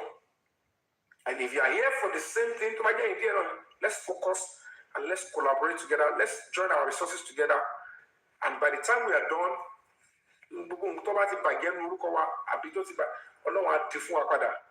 àwọn kọ́kọ́ máa ṣẹlẹ̀ tó máa padà ṣe kí ni àwọn ó máa gbogbo ìbàjẹ́ tó ti ṣe tó máa rà padà tó máa gbogbo ògbó wa àti whatever it is about stuff taken away from us, it will be recovered. But jẹ́ ká lo inú kan one conscience, one mind. We have gone too far to turn back. That's what I would say. We have gone too far to turn back now. To turn back on that innocent boy. Ìyàwó ẹ̀ ti kẹ̀yìn sí. Ó ti sọ fún yín, ó ti pèdè fún yín pé bàbá ẹ̀ ò lè jà fún ọmọ ẹ̀. Ó dẹ̀ ti pè é, ó sì pè lórí bàbá yẹn lórí fóònù. Ó sọ fún lẹ́yìn tí gbogbo yẹn mọ̀ kó pè. Ó ní ẹ fẹ́ ṣorí burúkú ni, ẹ fẹ́ pa ọmọ mi, ẹ ṣe pa ọmọ tí yín promise. And so many other allegations. So kò nídìí, ó dẹ̀ ti sọ gbogbo ètò lè sọ. And whatever the case may be, they might thought they've deleted or they've starved or they've kept the evidence. Or they keep evidence or àdúrà forever. Torí pé fúnra rẹ̀ voluntary ló gbé jáde. Dàmọ́lá kan òun ló ń gba ṣáàtì o. Bukky Jesse kan fẹ́ bá wọn yí. Ó bá wọn ṣiṣẹ́ bí o. Pàǹtí ni gbogbo ẹ̀yìn. At the end of the day, ẹni tó ní phone àti ẹni tó ní fídíò tó wà bẹ àdúrà ni. He will bring it out. Or he must have brought it out. He must have seen it. Whatever it is, I don't know. Police are doing their job. And I'm giving kudos to the Nigerian police. Trust me. I'm giving kudos to the police. And I hope and pray that this current Inspector General of Police today is the 14th of April 2026. I am telling you on my honor, if we put our hearts together as public, this current Inspector General of Police, this is still 14th day of April 2020. He will listen to us and he will deliver justice from Mohbad on behalf of the government of Asiwaju Bola Ahmed Tinubu. Kí ni ti president láti máa come and block justice? I don't know what to know who is there. Only get me a conspiracy theory. The truth is, I want to relate to the they are complicit. Only they act, me is complicit.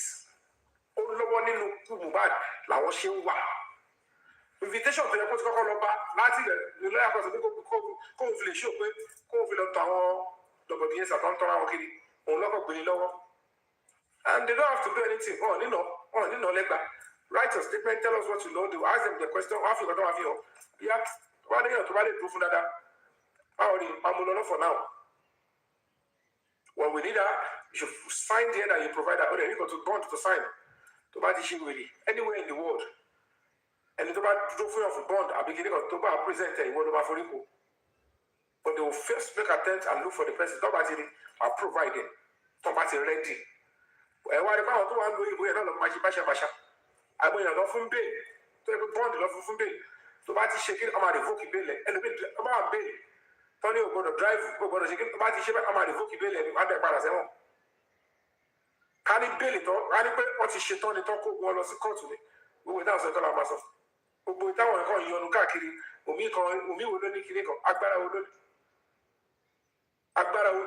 agbára wo ló ń sọ fún yín báwọn ni ọkọ̀ ń tọ̀ yín ni gbogbo agbára tán ní àtìmọ̀ ìtọ́ni ó ti hẹ́ndì sépò agbára tó gbé wọn dé Àbújá wọn mọ̀ fúnra wọn kò fẹ́ sòótọ́ fún yín ni so wọn lè máa bí mi lórí social media èmi ṣiṣẹ́ tèmi lọ mo ń tẹ bọ́tì mi mo mú ní ìbò yẹ kí n rìn mi rìn ìdọ̀tí and the case is now fully active so kí ni gbogbo rọ́bìṣì yẹn ṣé ni ọjọ́ kan ẹ mú ẹkì ẹran bí òrẹ́ wọ́n máa wá àyàn mẹ́jọ sójú kan náà ni gbogbo wọn wà ní ẹ mú owó tó máa ná kó tó lè rí ọ̀hún dàwọn látàmú lọ sí Àbújá do you know what cost us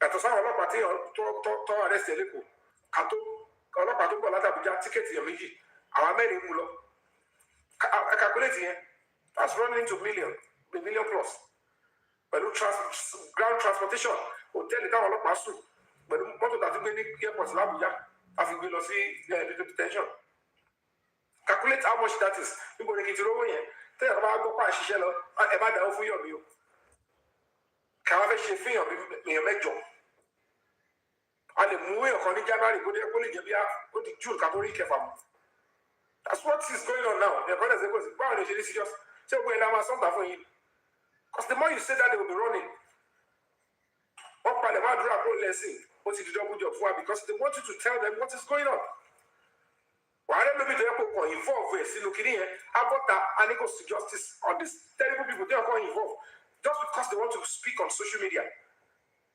ọlọ́run má tún jẹ́ pàdé olú àwọn ṣẹ́ báyìí mọ́ because it's wọ́n kàn drain yàn wọ́n kàn dáyàn láàmú wọ́n kàn níyàn lára simple respect and optimism ọlọ́run á fún yín ṣe it could take 1 year 2 years we are dealing with where the family compromised already wọ́n ti kọ́kọ́ gbé irọ́ burúkú wọ́n ti kọ́kọ́ bà yé àwọn kan jẹ́ lọ fún yín iṣẹ́ lè máa ṣe níbẹ̀ kí òótọ́ mi tó lè jáde.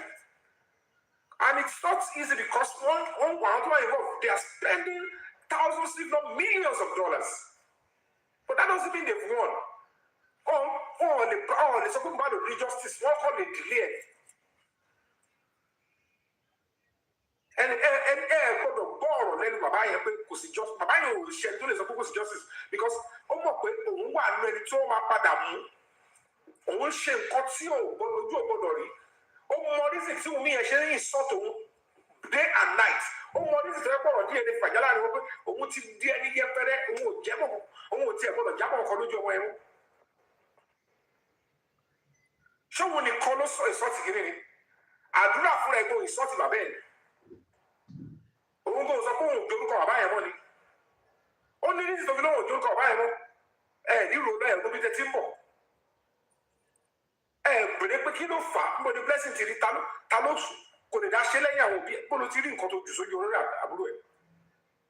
Gbogbo wọn yẹn lọ́dọ̀ máa sáré pé kó má rí justice tó bá sáré òbí pé bóyá wọ́n wá rí stop temporarily ó ti head kí lè wọ́n pera yín ní justice fighter fún. Tẹ bá dẹ̀wọ̀n pé ẹ̀mí yóò gbẹ́rù jà yẹn ẹ bá fẹ́ lu gbàjẹ́ fáwọn tó yẹ pé they are justice fighter.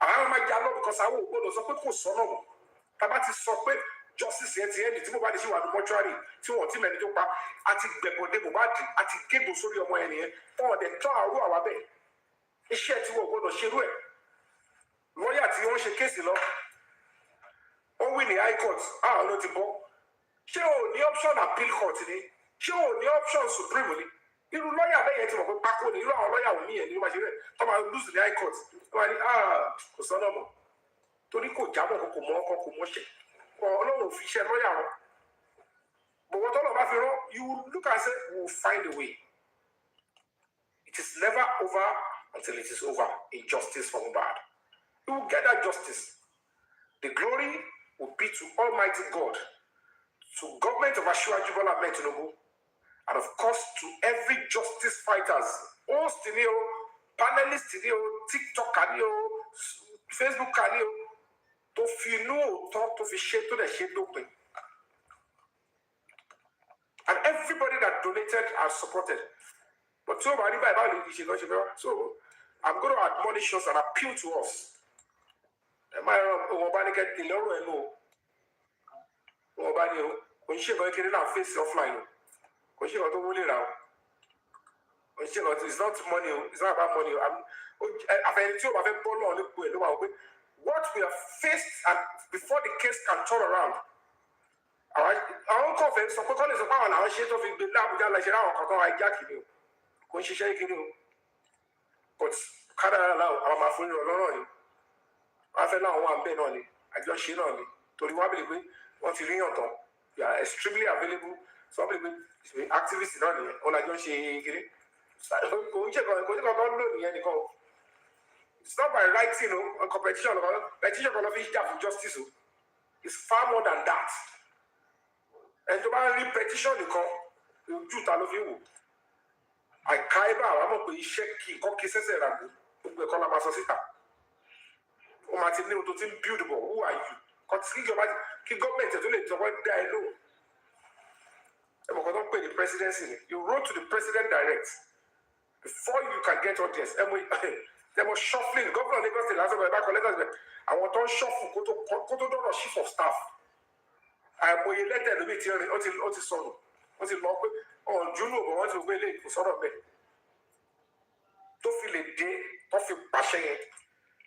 You come over my Jackie, iṣẹ́ tí president ṣe. Aṣíwájú tẹ̀lé kò dá sí padà dá sí. Àwọn squad ẹ̀ mọ̀ bóyá kó dá sí. Ẹ̀ tún wá ń bu ẹnu àtẹ́lù. Ẹ̀yin náà lẹ tún sọ pé ilẹ̀ wà ń bẹ̀. Ẹ̀yin náà ẹ̀dẹ̀ lẹ́ wá justice. Wọ́n rí gbogbo ẹlẹ́yà tẹ̀ ṣe náà. Kí ló rí àwọn èèyàn làwọn ilé? Because gbogbo ẹ̀ bàbá Mohbad àtàwọn tó pa kíní àtàwọn olórin yẹn lọ ṣiṣẹ́ fún. Wọ́n kàn ń tọ́ yìí bá àwọn ọjọ́ yẹn ṣe TikTok ni. Wọ́n tọ́ yìí. So they know when they are doing all of that, they are just there. But we are not backing down. We will stand to the end. Oh my shot will go in. Omowummi and say, "Oti ripe, olókùnkùn ara bí, àwa la wà ń bẹ̀. Kò sí kan tó máa ṣẹlẹ̀. Báwo ló ṣe kéèsì ti dábòjá? So ẹ ti tàn wọ́n ti pẹ́ nìyẹn. So ẹ jẹ́ kó wọ́n gba kámú ìjàre. Bóyá ọmọ ọlọ́bì ṣe máa ṣe nìyẹn. Bọ́ọ̀ bàbá tó yẹ orí burúkú, a máa gbé bàbá yẹn rìn ní pé orí ẹ̀ lẹ́yìn. Because anytime ẹ sáré ẹ parí corona ẹ sáré charge spending kí ló tún wá ṣẹlẹ̀ ṣé ọ̀ padà tó wọ́ọ̀dì òun l'Àbújá tí lọ́ọ̀yà tún wọ́n bẹ̀ lọ mú lẹ́bù wá ó tọ̀nà rẹ̀ yìí lóní àwọn jọ lọ kò rẹ́dí àti tọ̀nà rẹ̀ ló ṣọ́ọ̀bù pẹ̀lú lọ́ọ̀yà kò ṣọ́ọ̀pù wọn wọ̀hún ó wá kéde lọ́ọ̀yà lọ ó wá lọ dúgò síbì kan ó ti mọ̀ kàn wọ́ ẹ ló ṣe lọ dúgò síbì kan ló ṣe dábùjá tó wá mú ẹsẹ̀ gbẹ̀bí kan tó lọ sí ẹ̀wọ̀n bẹ́ẹ̀ ó ń parọ́ fáwọn àdọ̀gọ̀dì ẹ̀sà tọ́ bá ń wá mi tọ́ yẹn kọ́ bá sọ pé wọ́n wá mi o pé wọ́n ní ìdìbò kan nínú murder case ẹ̀yìn kọ́ bá kàn pààrọ̀ lórí social media à ń sọ fún lọ́ọ̀yà mi ní worst case scenario go there go and confirm for me if they truly need me tell me I will go on the flight ṣé mo jẹ́ ọmọ owó tí lọ́ọ̀yà ṣe máa gbé sọ́wọ́ ni ṣèbí lọ́ọ̀yà máa lọ tẹ́lẹ̀ ṣùgbọ́n torí pọ́ọ̀tù mọ̀ kó tọ́ ni mò ń sọ and the case is serious ó yà tètè yà tẹ̀lé because they know very shortly they will round that up wọ́n ṣe gbé spending lọ́fẹ̀ẹ́ gbé wọ́n ṣe gbé spending lọ́fẹ̀ẹ́ gbé mo fi ọlọ́mà kúra kí n sòótọ́ fún yín lẹ́yìn and they were so close ọlọ́ọ̀dẹ́ ẹ̀kọ́ sọ pé gbọ́ wọ́n ṣe sọ pé tètè máa tọ̀ fún rẹ̀ wọ́n máa yẹ́ dẹ̀ tún jáṣẹ́ ni wọ́n máa yẹ́ ó jáṣẹ́ wọ́n lè tẹ̀lé àwọn advice tó gbọ́ ló tètè yà lọ tọ́nà rẹ̀ yìí jàǹtó ọ̀dà burúkú yẹn ló wá ń gbà yẹn wọ́n tún wá tún sáré wèrè ẹ ṣe àwọn actress àwọn olórí burúkú rẹ̀ actress tẹ̀lé wọ́n tún lọ fòbò jagun wọ́n tún ṣe gbogbo ẹ̀ kó sọmọ president lórí gbogbo yẹn la ṣe sáré ẹ̀ ká pariwo fáwọn tó ní ìlú ẹ wo bí wọ́n ti ń ṣe ọmọ president lọ́nà àti ṣé ẹsẹ̀ ti pariwo gbogbo yẹn sìn wẹ́wù tàbá succeed very shortly ẹ̀rí ṣé màá sọ fún yín mọ́ ni ẹgbẹ́ ní sọ fún yín bá ti tún succeed wọ́n ti yọ ní kó yọwọ́ ẹ̀ kúrò bẹ́ẹ̀ lórí burúkú ajẹ́ máa bá ṣe ọwọ́ mi jẹ́ àmà ṣe àdúrà aláwọ̀ orúkọ tó fi ń build almost going to 30 years ago nǹkan máa fi gbé wọlé bí torí pé mo jọ oníbàárà ni ẹwọ nǹkan tó yàn fúri lọ fúri ọmọlọmọ àwọn tó bí gan wọ́n ti tọ́gbẹ̀bọ̀ díẹ̀ tó jẹ́ pé wọ́n ti commit crime against ẹ̀ jẹ́ ká ló gbé ọ̀yẹ̀ kan kò mọ̀ wọ́n now you are doing everything pẹ̀lú bóyá ṣe náà láì ṣe ọ̀n sá ògùn burúkú sí i ìlú náà ṣe ń kó bọ̀ wọ́n gbà yàrá ìyàwó rẹ̀ Ẹni tí wọ́n lójú láyè ọ̀dẹ́lẹ́pẹ̀ mi ni. So ẹ̀yin tẹ̀mí ẹ má gọ̀ọ́ra yín jà ní òun mo dání lọ sátálà nǹkan sọ̀rọ̀ ń tó mọ̀ pé àbàtà ti ń pè ẹ̀ tó sọ pé tó bá wò ó fọgbọ́n ṣe o papọ̀ ìwọ ṣe má dà wọ́n lò kí táìmù tó fún yín ẹ̀ kó lapse. Ẹ wo ẹ̀yin tẹ̀mí I gotta go now. God's grace ọlọ́run á jẹ́ kó wọ́n tẹ àwọn tó kù. Let's continue to encourage the police and let's continue to demand what is right. Justice will come from above, and trust me, we'll get it the right way. If I want to do it, I want to Pablo here. To tell you after if you do IG had to go back to our better DIG to go back. The rest of others, I mean, that's all of you. So thank you so much for coming. Thank you.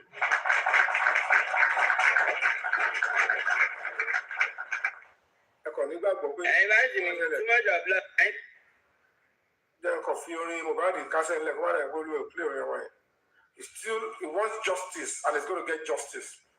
If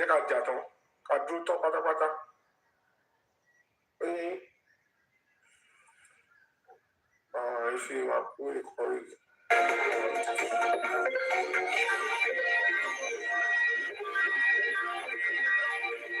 Right now, get an AW lots of people for play.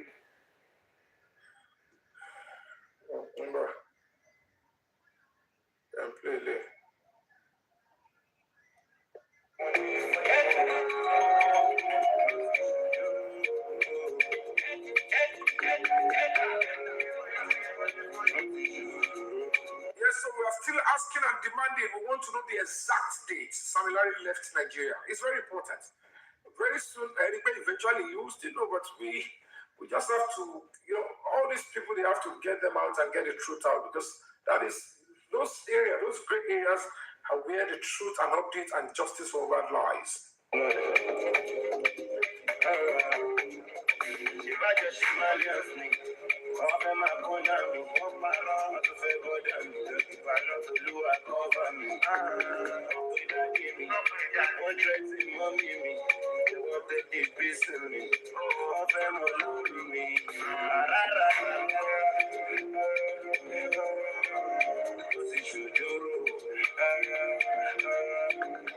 Unfortunately, the father of the boy failed to fight for him. He couldn't fight for him.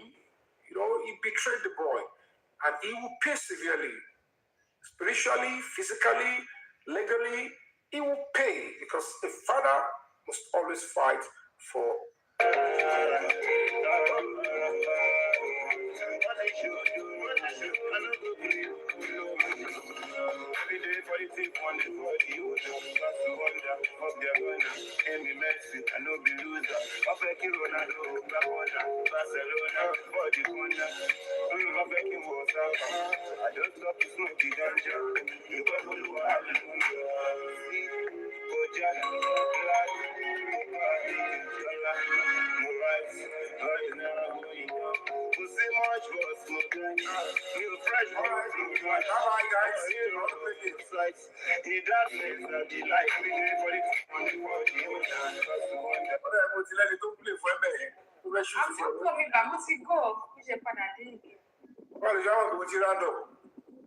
I see, I don't know. Me, I just saying request. I'm just coming back. All right, bye-bye, guys. Love you all. Thank you for coming through. Justice for Mohbad is still alive, and he will get it the right way. Let's continue to fight and fight to the end. There is light at the end of the tunnel. There is endgame. Endgame here, we said that light to more. Because the endgame will only kiss you. There is endgame. Oh, the God of Sasubi, F4 command, and I believe in the president of Nigeria, Asiwaju Bola Ahmed Tinubu, deliver justice. Time was it. Thank you and God bless you. Thank you, guys.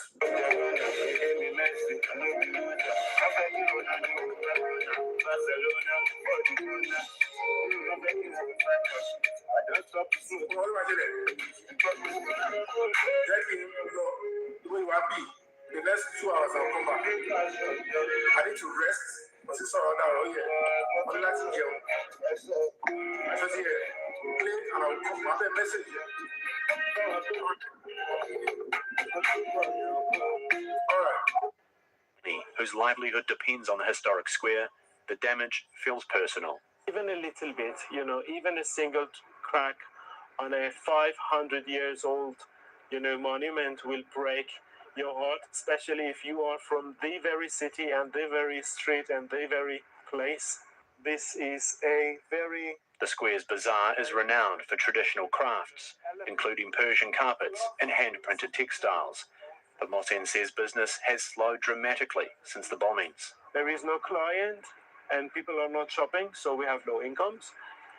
And then mentally also has some impacts. Imagine any time of the day you want to come outside of the home and you think of yourself, what if there is an attack right next to you? The United Nations says it is concerned about the safety of cultural heritage sites across the region. For the artisans of Isfahan, the fear is that even limited damage could threaten not only their livelihoods, but monuments that have endured for centuries. Kaylee Callahan, Al Jazeera. The role of rescue dogs is being celebrated on Iranian social media platforms. The K9-led search operations have saved hundreds of lives during the U.S. and Israeli strikes. Dmitry Medvedenko reports. Leo is a national hero in Iran. Together with his handler Amin, he searches the rubble left by US and Israeli strikes, tracking down survivors as well as bodies. Social media is full of praise for his efforts. Leo was recently sent home because he was badly injured right after he found 6 people in a single mission. When a dog enters the site, people are now very familiar with the dog's role. When they see a Red Crescent dog on the rubble, they trust us immediately because the dogs have played a significant role in helping us locate both the living and the dead. Rescue dogs have helped to save hundreds of lives during the war. They've been deployed on more than 700 search and rescue operations. The animals typically work with a dedicated handler and develop a strong bond. Zana and Diamond trained together for 2 years before joining the rescue effort. One night we were sent to the site of an explosion, and after only 3 minutes of searching, Diamond was able to locate a survivor trapped under the rubble. This feeling is incredible. When we find someone alive, hope returns for everyone. There are 106 K9 units training with the Red Crescent countrywide. They are mobilized during emergencies. Last year, Israeli-US strikes killed 2 rescue dogs. Their deaths mourned by many across Iran. Dmitry Medvedenko, Al Jazeera. Let's take a look at some of the other major stories around the world. Pope Leo has warned against democratic backsliding as he continues his tour of African countries. In a letter issued by the Vatican, the head of the Roman Catholic Church said democracies risk descending into what he called majoritarian tyranny. This came on the second day of his visit to Algeria. It's been partly overshadowed by a public spat with U.S. President Donald Trump, who attacked the pontiff after he condemned the war on Iran. As Sudan's civil war enters its 4th year, the country's humanitarian crisis is getting worse. Millions of displaced people face severe hunger, meaning community kitchens have become a vital lifeline. Al Jazeera's Hiba Morgan reports from Omdurman in Khartoum State. Community kitchens in Sudan, known as tekayas, have been a lifeline to millions of Sudanese who have been affected by the fighting between the Sudanese army and the paramilitary rapid support forces and have been struggling to find meals to be able to survive. Now, those tekayas provide food for those in need and in many cases are the only source of food for millions and millions of Sudanese. This tekiya in Al-No Hospital in Omdurman, in the Sudanese capital Khartoum, provides meals to patients inside the hospital, but also to hundreds of others who live nearby and who struggle to find meals on a daily basis. But community kitchens, despite their significance and their roles as lifeline to many people, are facing challenges in operating. According to Islamic belief, more than 40% of community kitchens have been forced to close down in the past 6 months because of soaring prices of food commodities, making it very hard for such kitchens to be able to deliver food to those in need. In the beginning, we used to make 3 meals a day. Because of the soaring prices and because of little support, we now make only 1 meal, and sometimes 3 or 4 days can go by without a meal at all. The challenges facing community kitchens come at a time when millions of Sudanese are facing severe food shortages and in some parts of the country facing outright famine. Aid organizations say unless donors meet their pledges and promises to fund programs and to fund community kitchens such as this one, then millions of Sudanese will be facing hunger and could die in the coming weeks and months due to food shortages and lack of meals. Hiba Morgan, Al Jazeera, Omdurman, Khartoum. An Israeli airstrike has killed a 3-year-old Palestinian boy in the Gaza Strip. Yahya al-Malahi was killed on his way to his cousin's wedding. He was one of at least 6 Palestinians killed in separate attacks on Tuesday. A ceasefire in effect in Gaza has done little to stop Israeli attacks. The attacks come as mediators from Egypt, Turkey, and Qatar meet Hamas leaders in Cairo. They're discussing the implementation of the second phase of the ceasefire. Israel's war on Gaza has destroyed roads, public transport infrastructure, and personal vehicles. Even during the ceasefire, Israel is preventing the entry of the equipment and parts needed to repair them. And this means people can't get to work or access public services. Hani Mahmoud reports from Gaza City. Across the Gaza Strip, getting from one place to another is a struggle. Cars are breaking down and staying broken. There aren't enough parts to fix them. Mechanics say most of what they now use is second-hand. In garages like this one, they try to keep vehicles running with whatever they can find. Mechanics reshape old components, combine parts, and sometimes build new ones from scrap. Repairs that would normally take hours now take days. This water pump is old and doesn't work efficiently. We sell it to the customer knowing it will last only 2 to 3 weeks at most because it's not available in the market. Its price today is $500. It used to be sold for $23. Each repair becomes a process of trial and error. This particular part we are now making by hand out of aluminium. It has been manufactured here in Gaza to meet the demand for spare cars parts. We try as much as possible to provide customers with the parts they need from cars that have been bombed or damaged. These improvised solutions keep some cars moving, but many others are beyond repair. Taxi drivers, delivery workers, and families can barely afford to keep their cars running. The mechanic told me the car needs a clutch pump, and I was shocked by the price. It used to cost $33, and now it has gone up to $230.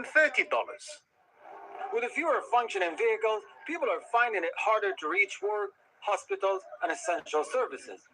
For many, this means losing income and depending on limited aid that enters the strip. Mechanics here say they will continue to adapt, finding ways to keep cars running for as long as possible. But even with experience and ingenuity, there are limits to what they can do without the proper parts. And the number of working vehicles is expected to keep dropping, as the Israeli blockade brings everyday life to a standstill. Hani Mahmoud, Al Jazeera, from Gaza City, Palestine. Ukrainian President Volodymyr Zelensky arrived in Oslo on Tuesday for talks with the Norwegian Prime Minister Jonas Gahr Store. Zelensky expressed gratitude for Oslo's contribution to Kyiv's air defense capabilities. I'm grateful for Norway's readiness to help us supporting PURE program. Jonas and I also discussed in detail our cooperation in the production and use of drones. And our experience is already being used in the Middle East and the Gulf. We are improving defense against Shahid drones, and we believe this should also be done in Europe. And we, of course, we share We are ready to share, and we share everything with our partners, with Norway's, and with the private sector, and with all countries. And today we are starting a drone deal. Jonas said about it, drone deal with Norway. But before the stop in Norway, Zelensky met with German Chancellor Friedrich Merz in Berlin. They discussed financial and military support for Ukraine and attended a presentation of drones jointly manufactured by the two countries. On Monday, Merz indicated a $106 billion EU loan to Ukraine is set to be paid out. It had been blocked by outgoing Hungarian Prime Minister Viktor Orban. Ukraine desperately needs those air defense systems to hold back Russian bombardments, but its expertise with drone technology is also hugely valuable to Germany. Audrey McAlpine reports from Kyiv. President Zelensky's trip to Germany on Tuesday was about securing what Ukraine so urgently needs, which is help with its air defense. Now, Germany will fund a deal between Ukraine and defense contractors that will see the delivery of hundreds of Patriot missiles and air defense systems. And that was really underscored on Tuesday by an attack in Dnipro City here in Ukraine that killed 5 civilians and wounded over 20 people, some while they were driving in their cars. Now, Ukraine needs a lot of help when it comes to intercepting these Russian missiles, but the one area it's been quite successful in is drone technology. And that's why in Germany on Tuesday, both countries agreed that they would work together when it comes to developing new long-range drones. In addition to hardware, though, Ukraine is also trying to export its software and its data. Over 4 years, Ukraine has amassed huge amounts of data when it comes to this defense technology that it's hoping it can export to its partners. It's all part of Ukraine's idea of positioning itself not merely as a recipient of aid, but also as a valuable partner. Audrey McAlpine, Al Jazeera, Kyiv. Migrants in Spain are celebrating the country's approval of a mass amnesty program, which could help 500,000 people live and work there legally. These were scenes of the Bangladeshi community hailing the move in Barcelona. Prime Minister Pedro Sanchez says it should help the country's aging population by harnessing the economic benefits of migrant workers. Opposition parties have called it reckless. Immigration officers say they're planning to strike against the move.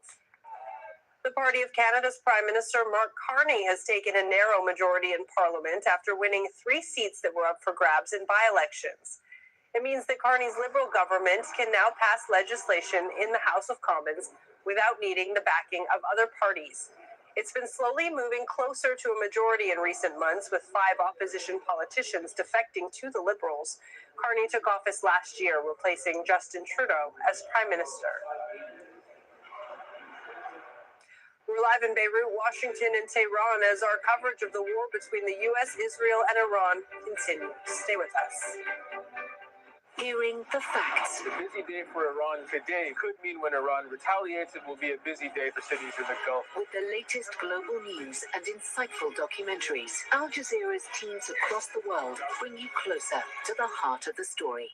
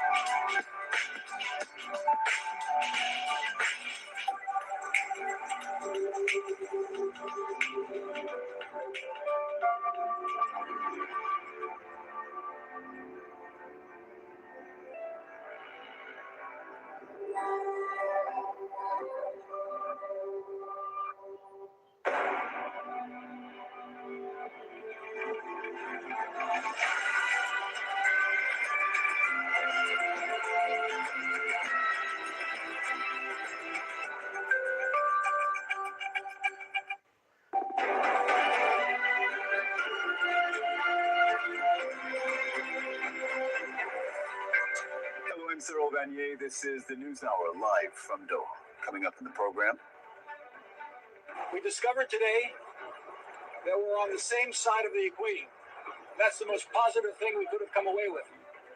Israel and Lebanon meet directly for the first time in decades. A victory for peace, according to the Israeli ambassador, but Lebanon calls for the ceasefire to be implemented. And Donald Trump says a second round of negotiations with Iran could happen in Pakistan in the next few days. The U.S. military says no ships have passed its blockade of Iran's southern coast in its first full day of enforcement. Iran's war dogs go to work.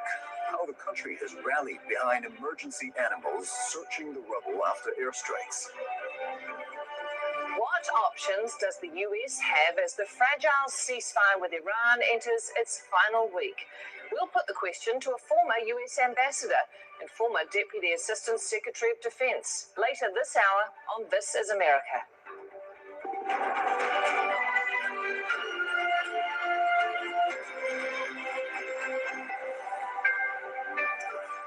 Lebanon and Israel have held their first direct talks in more than 3 decades. Afterwards, the Israeli ambassador heralded what he called a victory for peace.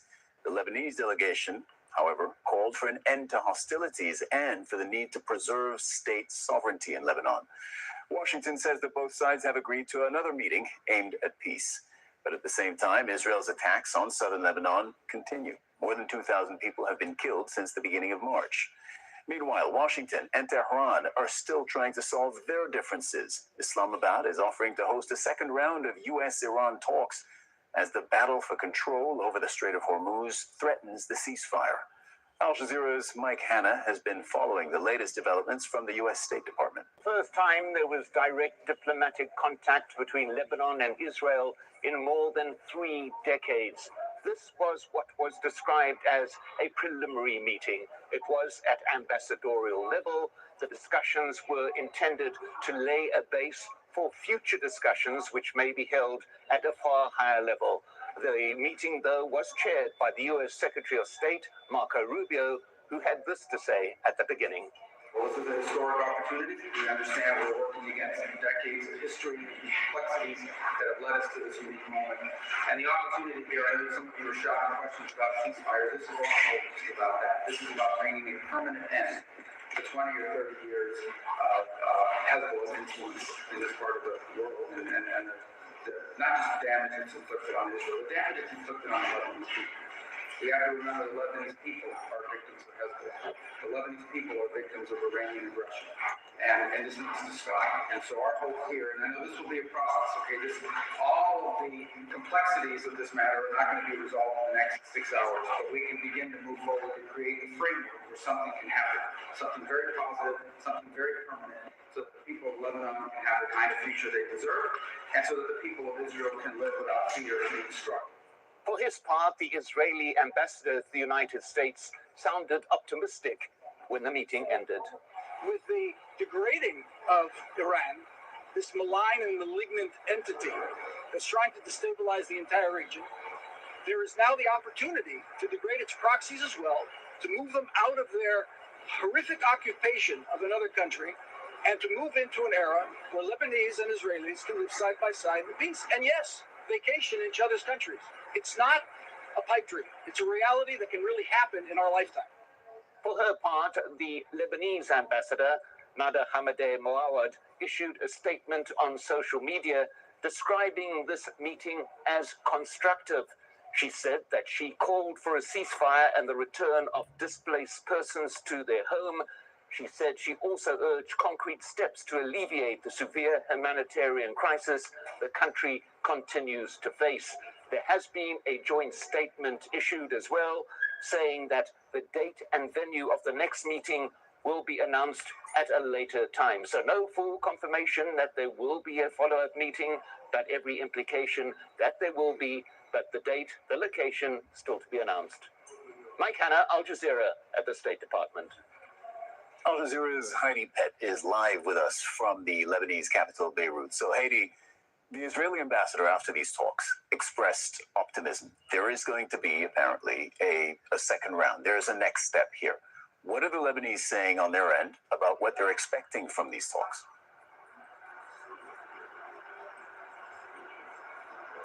I mean, it's difficult in terms of what to expect from any ongoing talks as a result of this initial meeting, because the Lebanese, on the one hand, are hoping for a ceasefire, and the Israelis are saying that that's not really on the table. They are focused on disarming Hezbollah.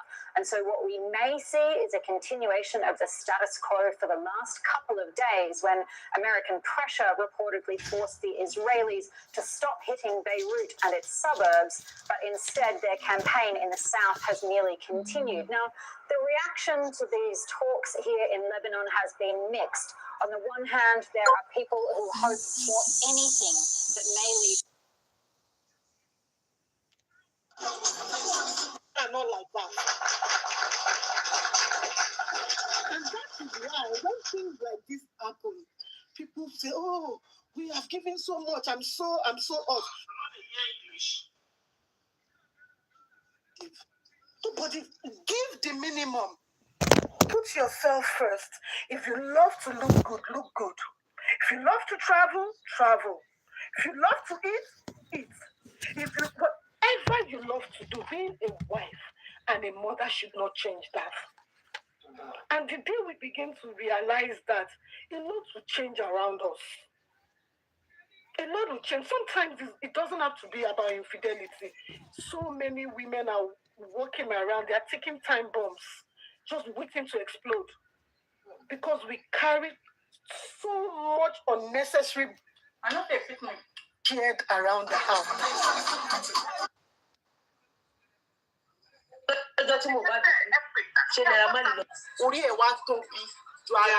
that's what it does. If you don't exercise or you overdo it, that's what happens. No, I'm afraid of that. No, you won't. Not that I won't use. I'm not gonna lie that I won't use it. I will use it, but I will say on that. Go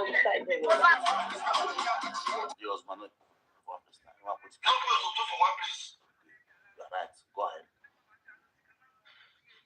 Evil. The father that children got a gift. That's people have come.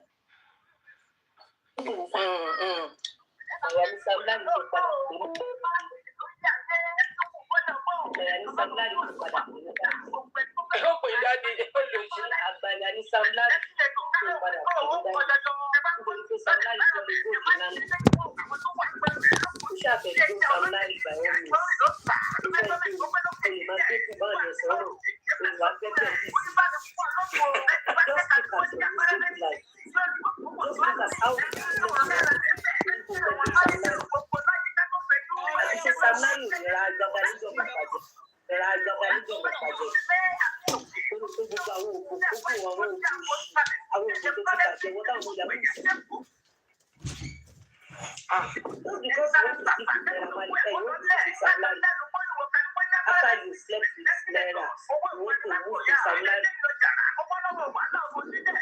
What is it Samlari that time Mohbad in the fear? At least Mohbad died in the fear. Is it Samlari that took Mohbad to Ruby? Why are you calling on Samlari? Imagine, Chief Olaba Kusodo anything. Whatever drag you watching me, one more also.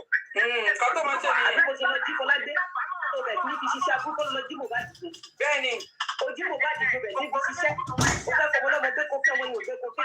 Láti wá lọ pé Samlari àti Samali. Ẹ̀rú máa fi fún ọmọdé lórí ìlú. Ọmọ ní ẹ̀ṣọ́, yèyé mẹ́ṣọ́. Okay, what is Samlari in the bad die in their phone? Ṣé Samlari ló bẹ̀rẹ̀ pa Mohbad? Àbí Naira Marley ló bẹ̀rẹ̀ pa Mohbad? Ṣé bí wọ́n ló pa Mohbad? UK tó bá yín lọ ṣe wọlé ṣe West. Ó pa ọmọ tó o wá ń pe Samlari, ó pe Naira Marley. Ṣé àwọn náà wà níbi tó tù? Ṣé àwọn náà bẹ̀rẹ̀ pa ni? Why you mentioning their names? Ìwọ ló pa ẹ̀yàn. Ìwọ ló tó wá lọ pè àwọn ìwé ibi tó lọ́rùn. Òun máa fò fún.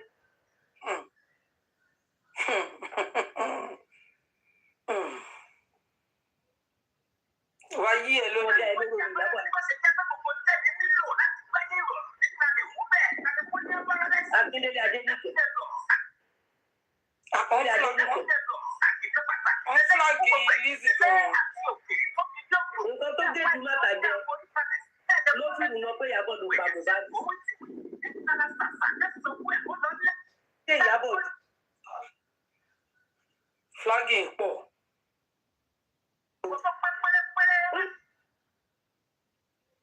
tó mú injection tó ṣé láì fi máa jẹ́ kí n sùn báyìí.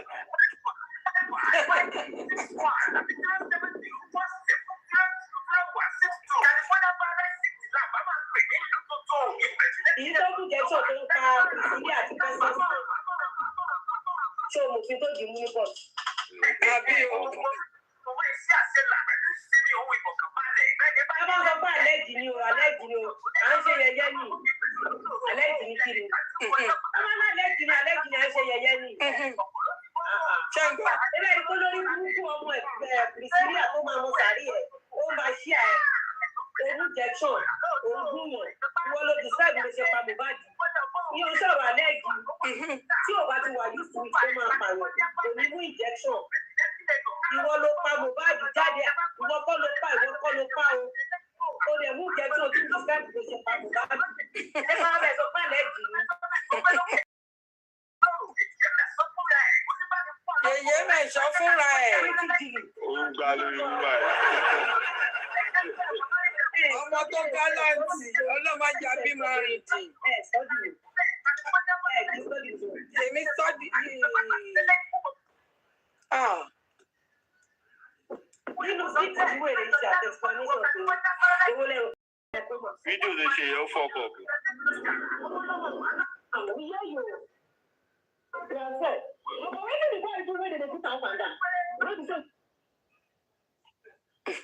Wọ́n beat up and down.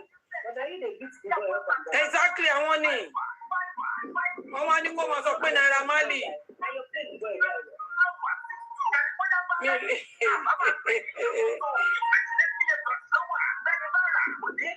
The only video Tamari around òun nígbà tí Mohbad lọ́jà ní tó lọ bá manager jà àti gba tàwọn NDLA ní area ilé Naira Marley. Ṣé láwọn yòókù tó máa gbé jẹ́ pé ojú ẹnìkan lẹ máa rí ẹ̀ní rí nǹkan kan mọ́ àwọn tó ń plan ẹ̀ ni. Àwọn máa sọ pé Naira Marley ẹbí Naira Marley ṣe nà mí ẹbí Naira Marley ṣe nà mí ní olóṣì.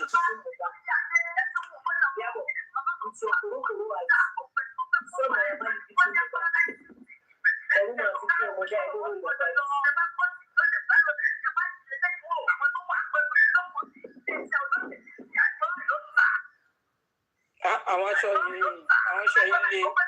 Ẹ̀rín máa fi kún ọmọ ẹ̀ lórí ìyàbò. Ẹ̀rín máa fi kún ìwà tí mo dá ẹ lórí ìyàbò. So you saw Mohbad, you saw Naira Marley, it's a political right. It's Naira Marley. Getting Mohbad. Ẹ ò lè ṣe gbogbo rẹ̀. Ẹ ò kí gbà wọ́n.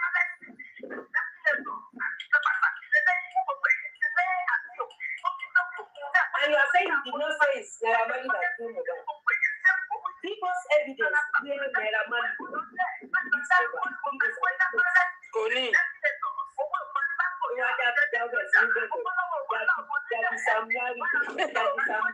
Daddy Sam Larry olóṣì. Ẹni tó ní kéèyàn kan máa wà Nàìjíríà rè lórí burúkú. Olóṣì ọmọ. Wọ́n wá tiẹ̀ lẹ́wọ̀n ìjàgbé sára ní ẹ̀wọ̀n láfíà.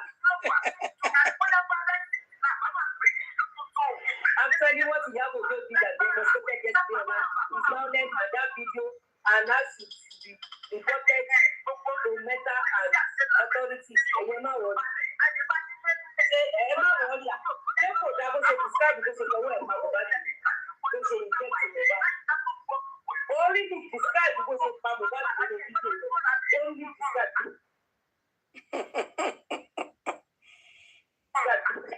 You don't even want to come out your life. Tell us what to do. No, Jesus, what is on you? Are you going to tell us? How you take time? Because no evidence of when Naira Marley has ever been over. And Mohbad has left Naira Marley for the past 2 years. Mohbad died inside the house. Your son were there. You went to his house early in the morning. So it's you that tell us what Mohbad has done to you. Because this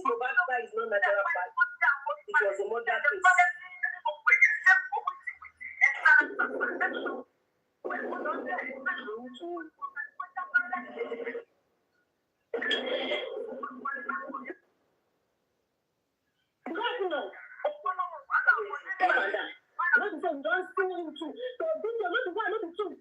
When they do that, when they beg you, we say that you don't even want to come up in our life.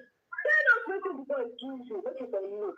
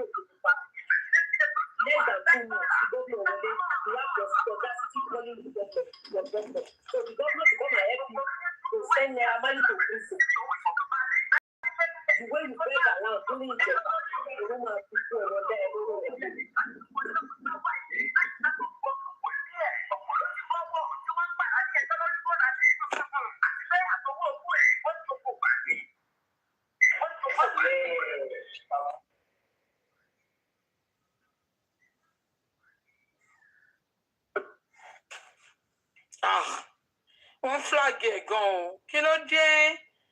Iyabo, ó tọ́ ni Lizzy sọ. Ọdẹ ní òkan. Bàbá ṣe flag ẹ̀ yìí ti fún wa signal náà. Lẹ́yìn tó mọ̀ wípé it was only Naira Marley that rooted for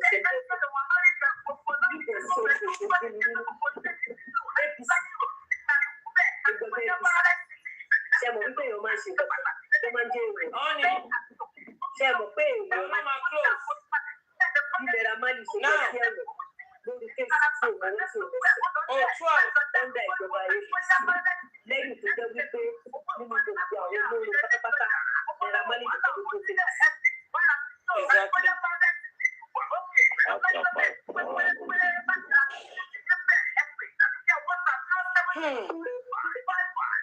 Ẹ ṣáà máa ṣe dáadáa bí ọ̀rọ̀ tó yìn. Nítorí pé o ti rí Naira Marley pẹ̀lú gómìnà ló ṣe pa Mohbad. Ó fẹ́ ṣọ́tọ̀ fún gbogbo wọn ni kán lè stand fóònù ni. God bless you. That after she just told us how she ended Mohbad. Momiyeti.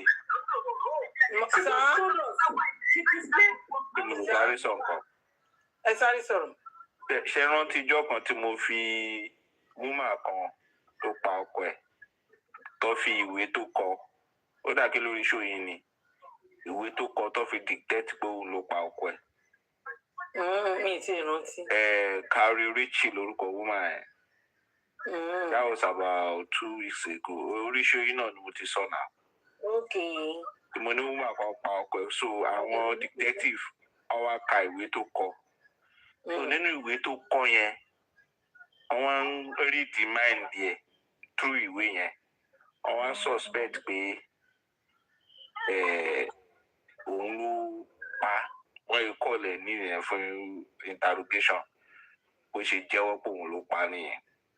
Same thing ìgbà tèmi ń sọ kí nìyẹn gbà yẹn mò ń rí fàì sí àrínzò pé táwọn èèyàn bá lọ wo àrínzò yẹn wọ́n á rí okay, be Yomi, nǹkan wà lọ́wọ́ ẹ̀ náà ṣe that has to do a crime, that has to a violent crime happened that ó ti bọ̀ nínú ẹ̀, ó tún wá ló ń ṣe film of violence. So if it is a working country, through film to ṣe on my investigate it. I said it on our platform, and I also said it on your platform too. Now, Ewa Wulizi, skit ti Iyabo ṣe. Bó ṣe body language. Ó sọ pé bó ṣe draw injection yẹn. Òótọ́ dẹ̀ ni bó ṣe ń nawọ́ rè. Easy. Ẹni tó sọ pé òun ni president student union bikini. Ó ní òun jẹ́ tóun fi kúrò ní uni ni. Kò nára kò ga kò ṣe kankan. Ó dẹ̀ ti ń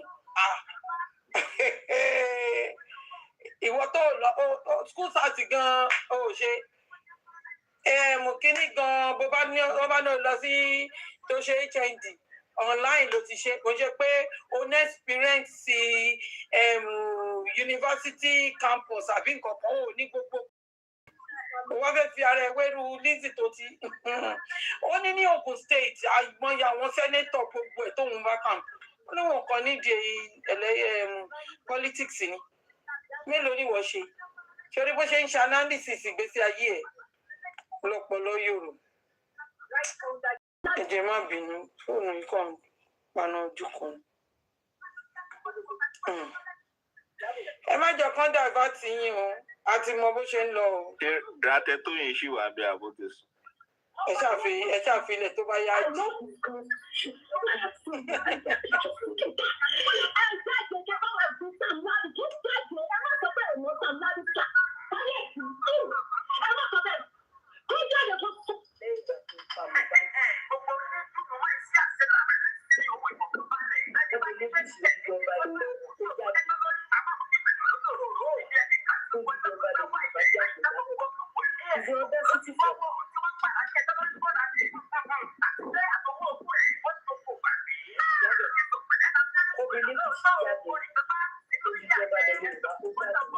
Ṣé wọn pa sọ fún yín wípé àwọn tó ń ṣiṣẹ́ fún Iyabo pọ̀ lọ́dọ̀ wa ẹ ṣáà máa wòran ní o 3D ní kẹ́ máa fi wò wọ́n o ẹ̀yin ẹ ṣáà ẹ fókọ̀sì sórí Lizzy ń ṣe yìí.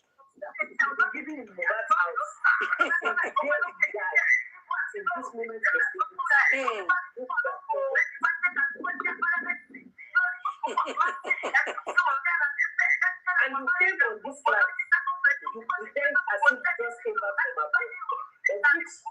You bring the man out for 3 days. So carefully, because this is so fast. We want you to come and pay us off. The question I'm asking is, one died under the fear or under surveillance? Knowing fully well to do that, or bad died under your fear, or what is surveillance for? Just online over you. Just online over you to injection. Just online over you to nurse. They describe the death of the mother.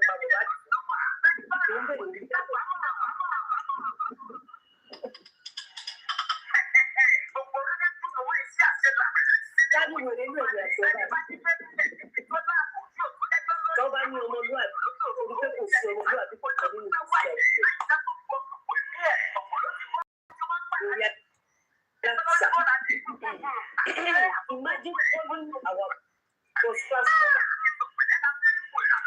English is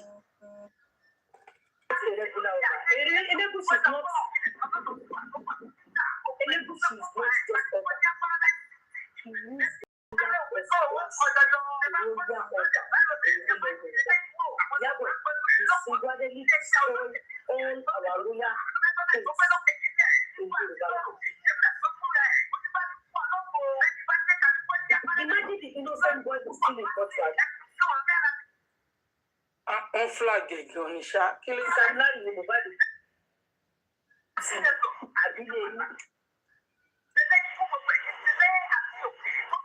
Iyabo, only me.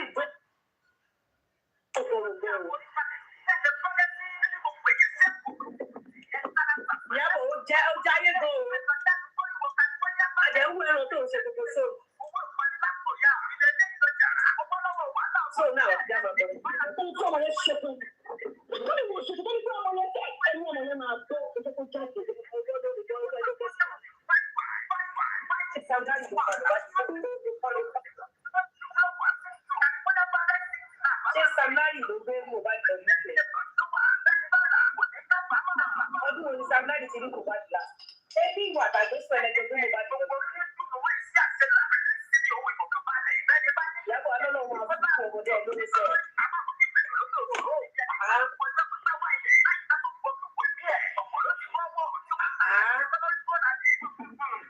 ọmọ tó ti wà nínú ilé láti jọ́ tó ti kú. Ṣé ọmọ Sam Larry ló wà nínú ilé kò bá ti tó ti kú? Àbọ̀mọ Naira Marley, why are you calling your relative? So what is Naira Marley always?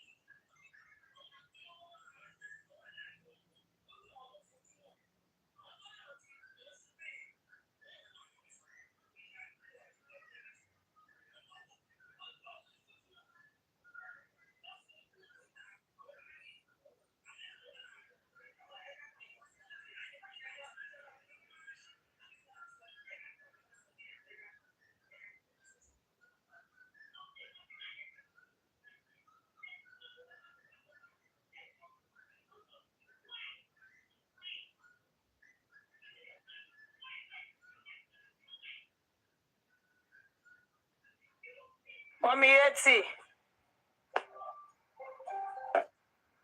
You still did here too. Mommy Etsy. I talked to one of my friends, Nijar. Don't say you don't miss this show. This show Mommy is Etsy. last night. Yeah, this one, eh? No, can you hear? Okay. But I don't miss money, but I break up the news.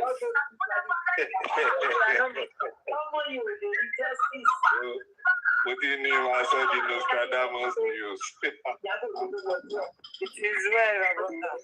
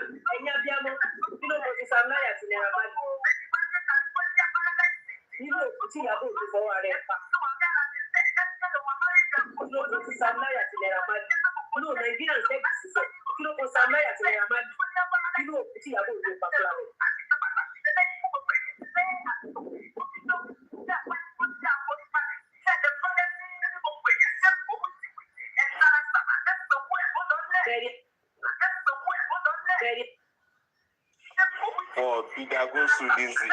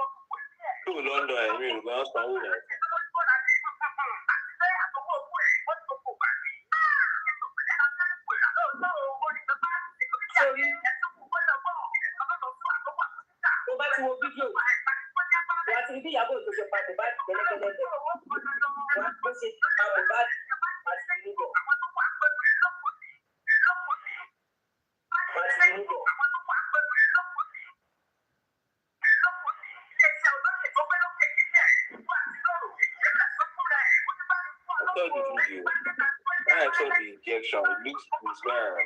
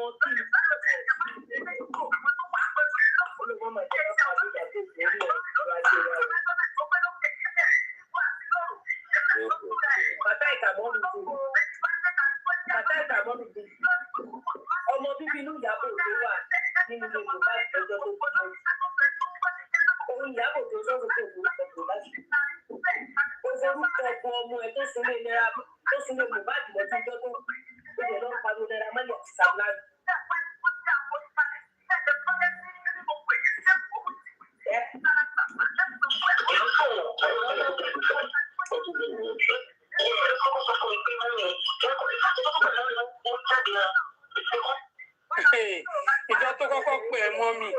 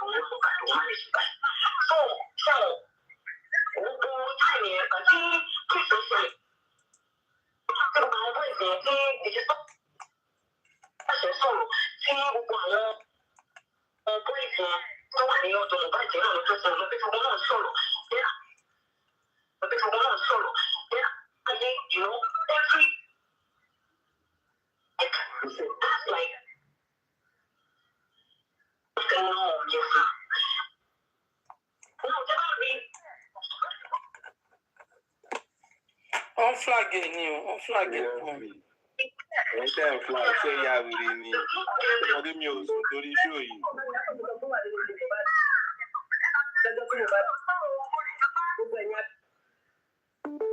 On flagging.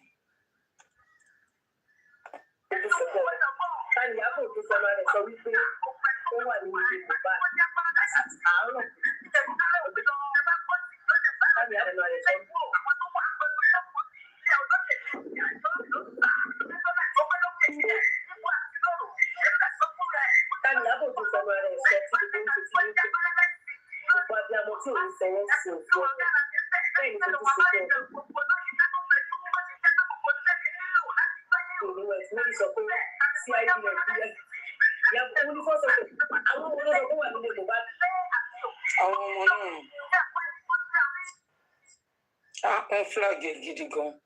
Ọdẹ ni wọn kò yẹ kán flag.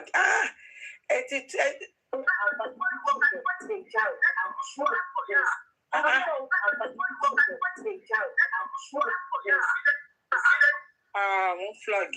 This is too much. Wọ́n dáwọ́ bò gidi gan lélẹ̀. This is too much. This is too much. It's obvious.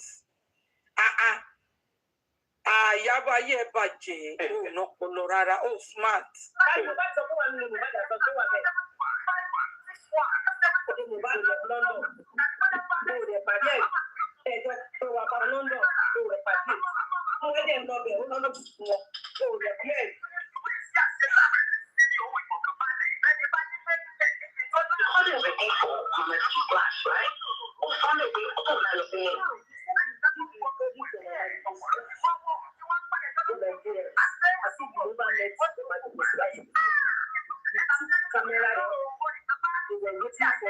You pretend. Everybody were kneeling down. Fi show ilé iṣẹ́ ìyá wèrè ẹ̀yin olórí burúkú dédé.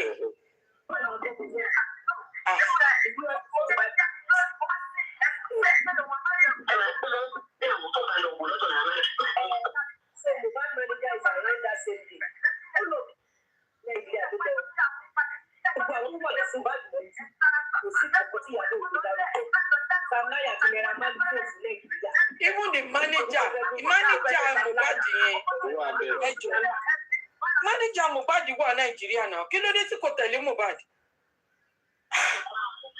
the same Ṣèyí tó jẹ́ mánéjà fún Naira Marley tó ń jẹ́ kó fi Naira Marley lè kó wá máa ṣe mánéjà fún Mohbad Mohbad kan ti gbà bọ̀dé wọlé jù jàre àbọ̀ tí wọ́n mẹ́sàn ẹ̀ síta náà.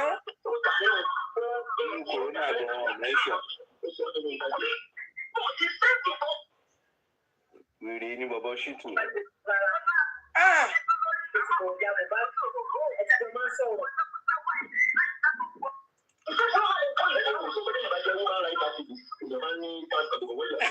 Woman rights activist kọ́ ìyẹn sábọ̀dì.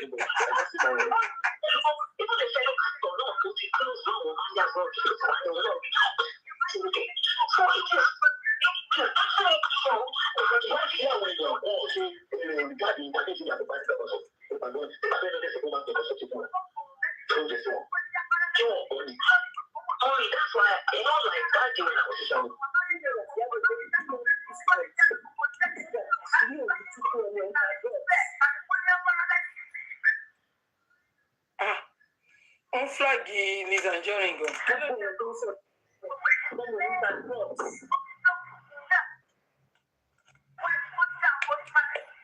Ẹ̀wọ̀jọ́ tí ọmọdé sínú bọ̀ yẹn kú. Ẹ̀rọ tí nǹkan tó mo sọ kí ẹ̀ jáde tó ní ẹ̀ nígbà tó mọ owó.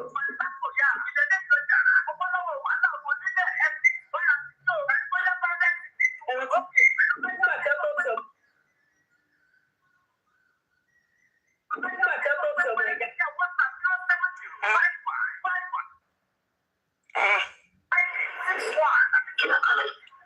He has a lot of case to answer. I know what I'm saying. You understand? Because normally, after we did this interview and everything, we normally if you go to court, if you go to police station and do this right up and everything and bring them as evidence. Well, to me, I just felt he has a lot to answer for right now. And because it's all about bad for now. So, yes, We'll let it be with you. So, yes, Kí ló kàn DJ Splash nínú gbogbo? No, ó rò pé ó fẹ́ nìyẹn ti ṣe mọ̀ pé kí ìyẹn tó jáde ló ti lọ sọ̀rọ̀ yìí. Gbà DJ Splash máa jáde báyìí, ó dìbọn kìròyìn straight away. Ìyẹn ló wá jẹ́ kọ́mọ̀ pé ọmọ ẹ̀ gangan ló ń dàgbù. Ọmọ etí. Ẹ mọ̀ pé chapter kan wà nínú story Iyabo yẹn táwọn èèyàn silent pẹ̀lú ẹ̀. Ẹgbẹ́ chapter o. Iyabo pàdé Iyabo bad ilé yẹn. Mi gbọ́ yín. Iyabo pàdé Iyabo bad nínú ilé yẹn. Ẹ wo ẹ má tún divert ni. Ìjẹ́rí secondary ní gbogbo ibi tẹ́ fẹ́ lọ yẹn èmi máa ń láìkí ká focus ẹ má tún divert wa. Ó pàdé kò pàdé. Ó pàdé kò pàdé kí ló wá láti fún wa ńlá lákọ̀ọ́kọ́. He has a lot that he's dealing with now. Why would I order one to Bula Shiri that you're legally? Order one to Bula Shiri. Bula Shiri. Ìkọ́nà àwọn tó wà nílé bàbá. Ìkọ́nà àwọn ọmọ ẹ̀. Àwọn flag ẹ̀ gidi gan wọ́n jọ gbádùn kìíní. Ẹ ti ń ṣe èlé gbogbo ìdẹ́gbẹ́. Kí ló dé? Wọ́n flag gan ni. Aṣọ tí Liz Anjorin dé ń ta yẹn, àwọn aṣọ yẹn jìnnà. Swizzy tó lẹ̀. Swizzy tó lẹ̀ gidi làwọn aṣọ yẹn. Àwọn alákìjà ní wọ́n bá Anjorin.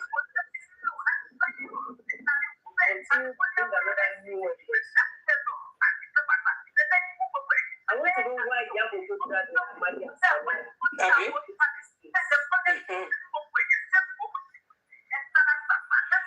is the question táwa náà ṣe fún now. When you knew that Mohbad kú sínú ilé kí ló wá pé Sam Larry Naira Marley ṣe bẹ́ẹ̀ ti pa. Ìyẹn ló trigger irú èmi pé ṣé ó ya wèrè? Ó dẹ̀ ń dà wá láàmú. Kò wá ní ká máa pariwo justice. Kò ní jẹ́ tó bá competition lórí burúkú ọmọ.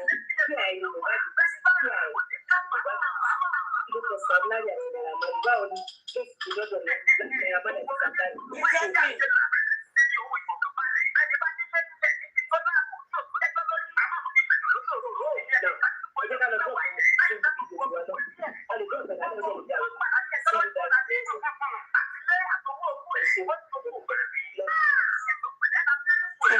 Ìyájẹ́ dìde kúrò bí tó já lùbù mí. Ìyájẹ́ dìde kúrò bí tó já lùbù mí. Ìyájẹ́ dìde kúrò bí tó já lùbù mí.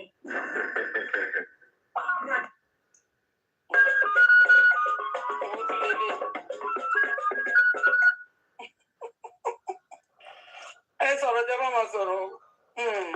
Yeah. Because it interests me, first and foremost, because it interests me, Juni, everything,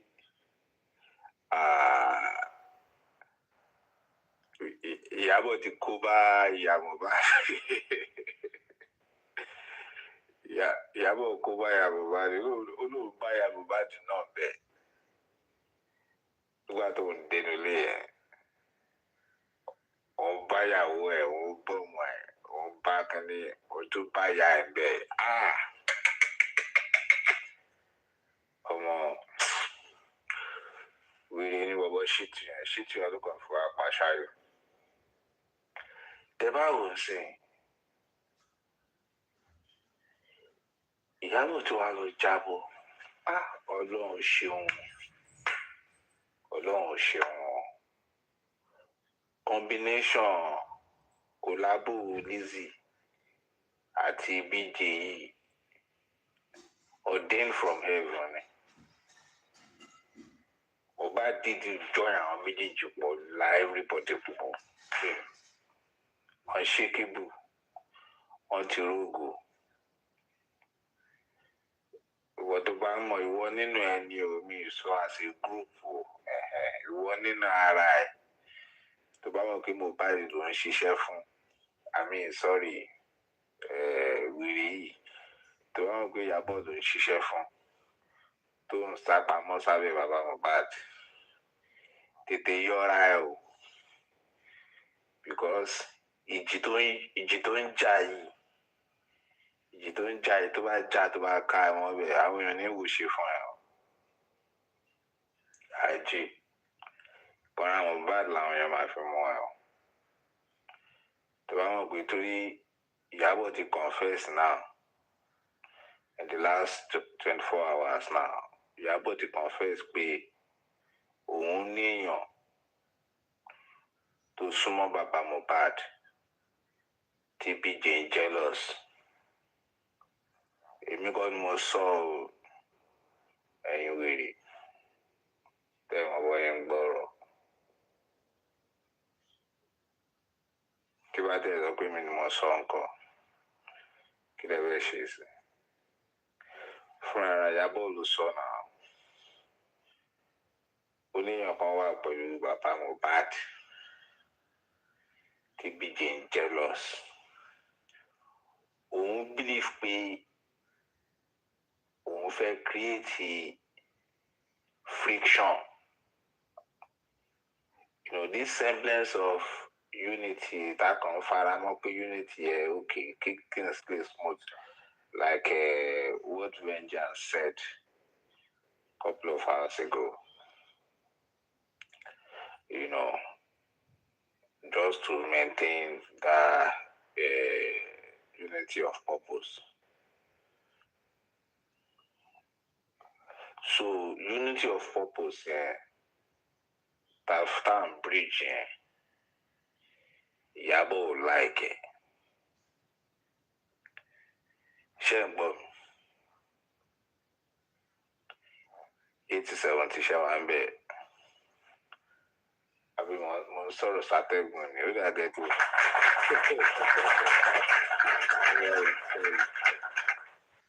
So unity of purpose tí preach, tí Vengeance preach a few hours ago. Unity of purpose and gain about gradually. Láti ìgbà tí BJ tó ti padà. So Iyabo like so Iyabo ti gbé sí Iyabo létí pé unity of purpose ti ń padà bọ̀. Àwọn ará bíi ti strong so in the process pé Iyabo fẹ́ create friction kó tó wá break unity of purpose yẹn. Iyabo tó wá lọ expose secrets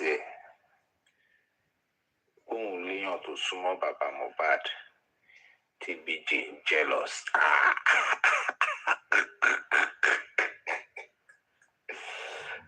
Accidental discharge burúkú ni. You know, suspension of disbelief. You know, when you suspend your disbelief against accidental discharge,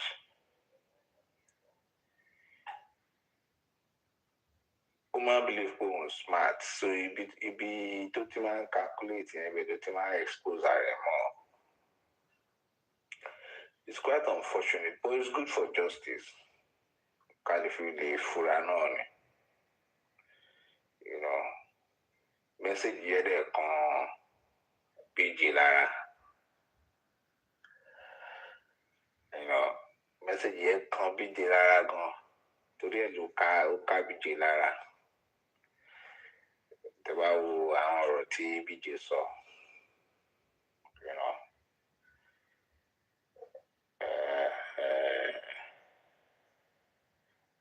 You know, let me mention names. Message to Iyabo pass across.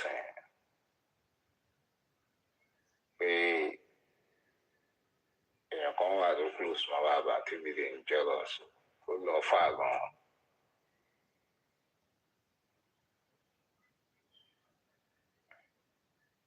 So, irinṣẹ́ Iyabo tó súnmọ́ bàbá Mohbad yẹn. Ṣé òun ló ń fún Ṣítù ní confidence tí ó fi wà moved nípa gbogbo bí nǹkan ṣe ń lọ? Because by now,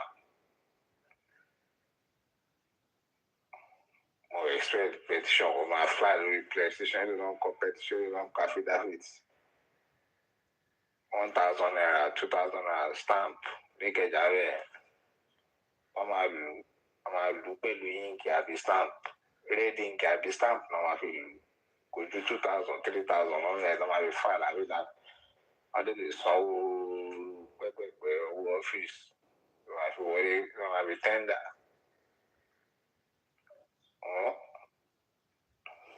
Ṣé fẹ́ palẹ̀ àbẹ̀ ṣe pọ́ mọ́ mi?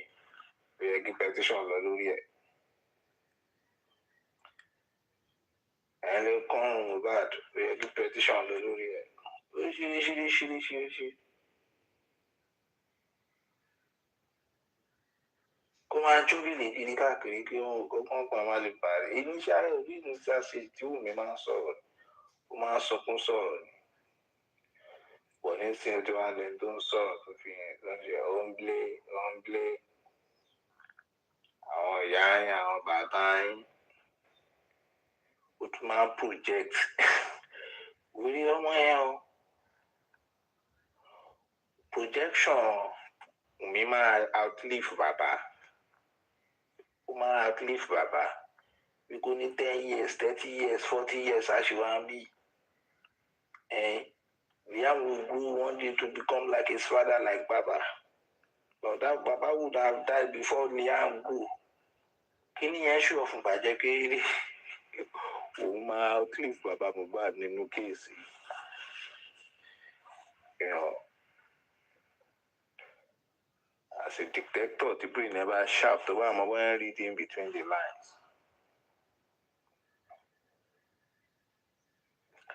Wow, okay, kéèsì. Tí Baba bá gbá mọ́ lójú. At this even critical time, this fertile time, this political season, everywhere were fragile.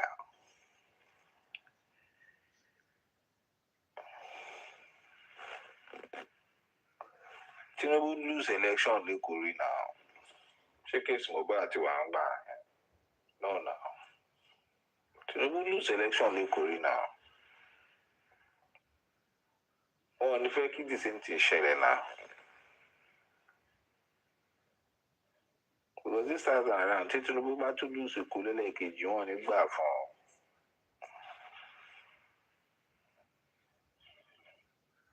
Tinubu about lose election, but she lose the last time. I don't forgive for fire.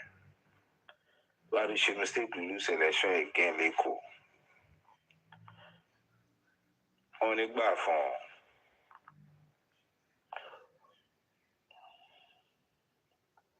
One side of the corner to the Sharon gone.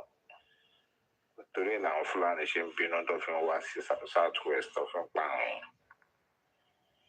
I don't have opportunity to my affiliate or related to who they to do a local buying to the big taxation. They all go on my job there. How about Balben low in 2027? We might come by 2031. On my Balben lower. To complete my account, Dale, don't Dale, don't give people Yakinico, Lou, Jack, shaking the Coco, 10 years time, 20 years time, 30 years time. Full animal about below way. Especially Batiba Baba Lucy Dagbari. You feel your Ballow well, on Ballow she, Gallivanted on Chelsea artificially. Power is transcend.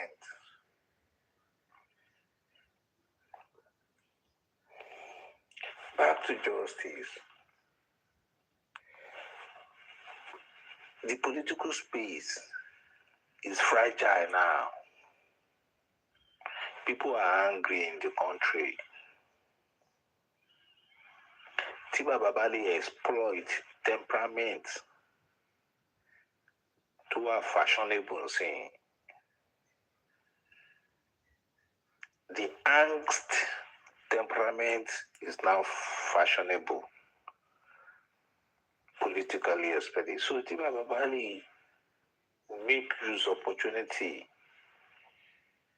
to escalate cases.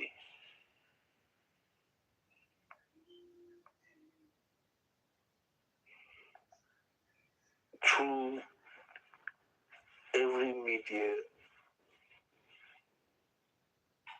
space available, every media instrument available, and to walk his talk, not just to do media show and all that.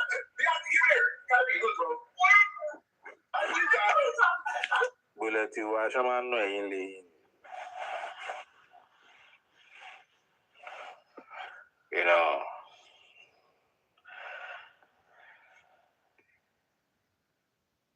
kì í ṣe pé kọ́kọ́ sọ̀rọ̀ nìkan. Yes, that man is grieving. And tó bá wí bàbá yìí sọ̀rọ̀ last time gone. You know, based on humanity, you will feel out. Not only to talk alone, to walk the talk. Yeah, I'm saying the talking, but I'm not saying the walkings.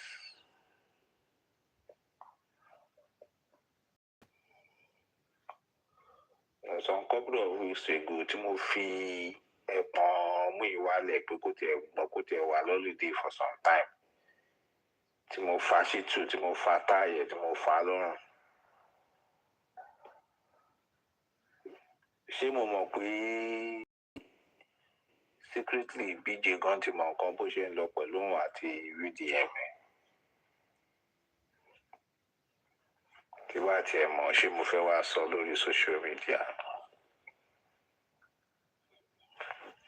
You know, it's funny.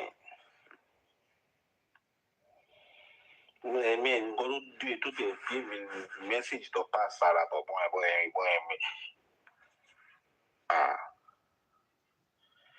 Opa, boy, my fiani now. Or to pass message on Shelon. Or Colon. So no pussy. Go out there, part of she street. To one on my. Oh my gosh. Shelon or Shelese. She believe we in Colorado.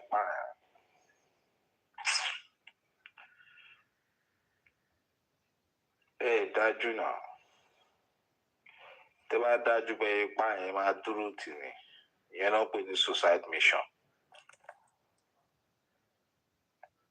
Ẹ máa face consequences ẹ̀ ní.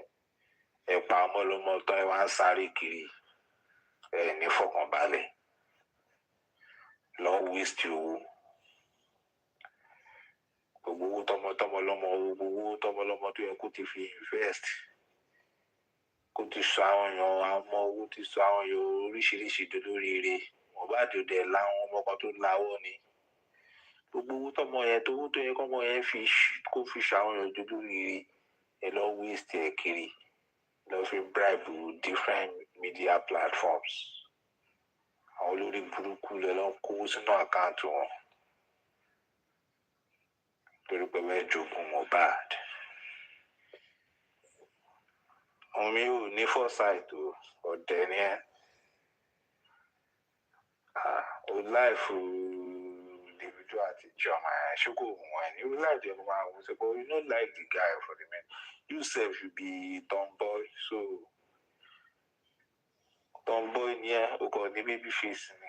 Torí àwọn bá wo statue bí statue ọkùnrin lónìí. Gọ̀rọ̀gọ̀rọ̀ báyìí ni bí ọ̀pá mọ́sẹ̀ bí ládàá. Máa dúró báyìí fúru máa ń gọ̀rọ̀rọ̀ báyìí. Torí ẹ̀ láṣọ ṣe ń dúró lára ẹ̀.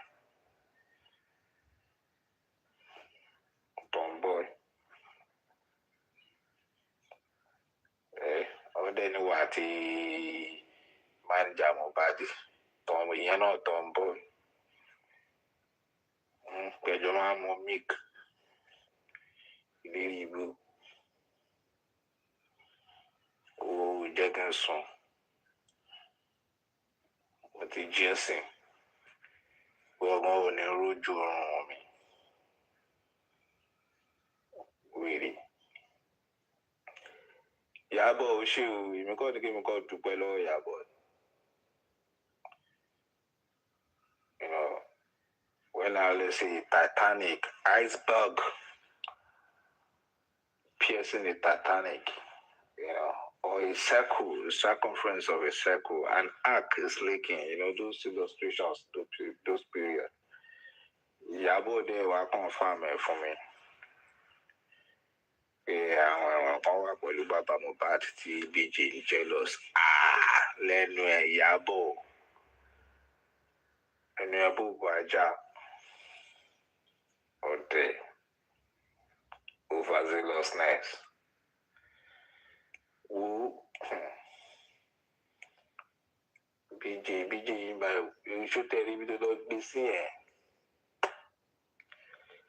Lizzy ti sọ pé òun ní bá Iyabo any case or any títọ́ tíjọ wà tẹ́lẹ̀ òun ní bá fi jà mọ́ kéèsì Mohbad ló máa fi rẹ́yìn ẹ̀. And it's obvious now she's scared. Iyabo is now building bridges.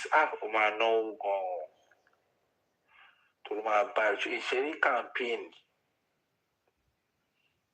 tó ń bọ̀ látọ̀dọ̀ Lizzy àti firepower tó ń bọ̀ látọ̀dọ̀ Lizzy àti BJ. They're going to spend a lot of money to withstand it. Ọ̀dẹ̀ tí ìpawó àárín so return of Aristo tán ṣe. Oh, take my way, I'm saying Liu Yankee.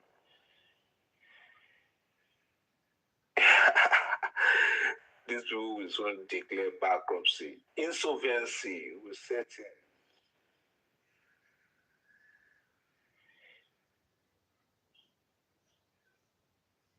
in. Insolvency will set in because she be lawyer Mohbad don't need to block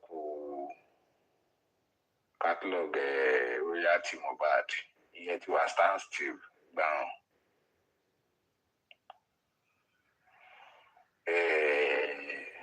Even go out the other side, if that is, you know, I'm going to assure her to make any transfer because any traces, don't want to trace any transfer, we can see account any control of money in the case, and you will gallon boom.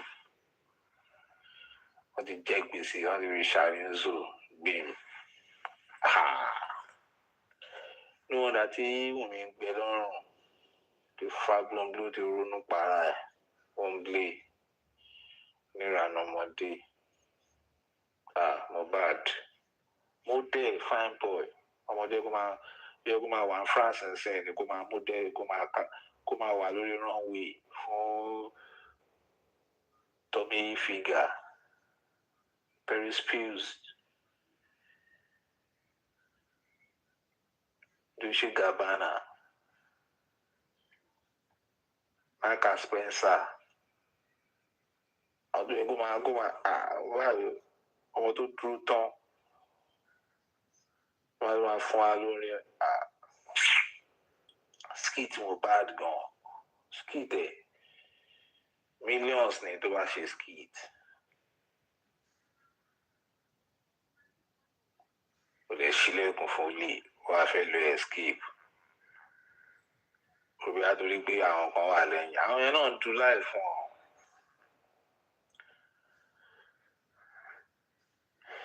The Nigerian socio-political space is very fragile now. And now that Baba is getting strong supporters back again, he should just make good use of this opportunity and present his case better and stronger.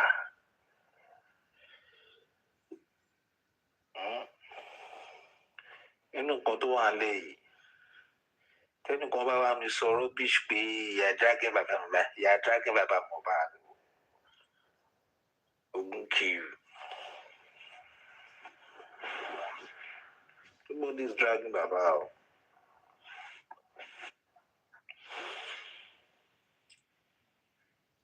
Kí J4M kó tó strong padà báyìí ṣó mọ́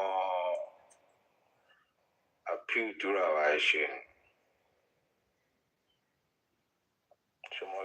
Support Ashen and go to our formidable.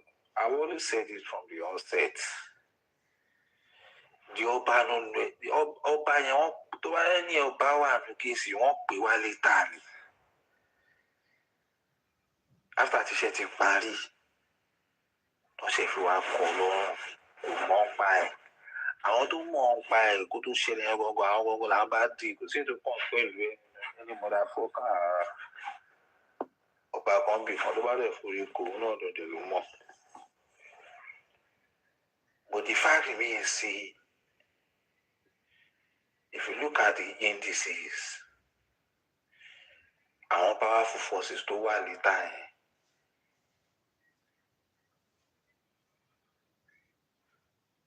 wọ́n ṣe kó wọn wọlé ni.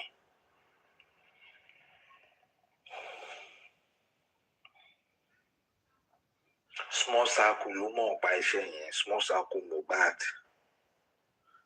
ló mọ̀ nípa iṣẹ́ yẹn tó fi yanjú ẹ̀. Nígbà tí small circle yanjú ẹ̀ tọ̀, wọ́n ṣe wá expand lọ sí bigger circle kó wá cover.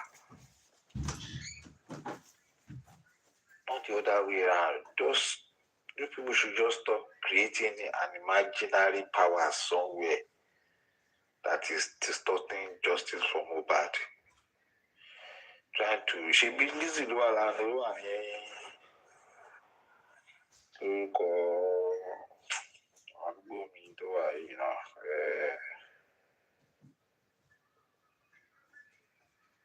ọ̀nà ẹgbẹ́ after a job tí wọ́n ló wà nílé yẹn tó ń ta bí tó ń ta gbogbo ẹ̀ tó bá jẹ́ pé àwọn imaginary power kan àwọn kan tó wà lójú ẹ̀kọ́ yẹn tó fẹ́ ká máa fi bí yíṣu ni máa sọ̀rọ̀ bó ṣe ń sọ̀rọ̀ yẹn náà.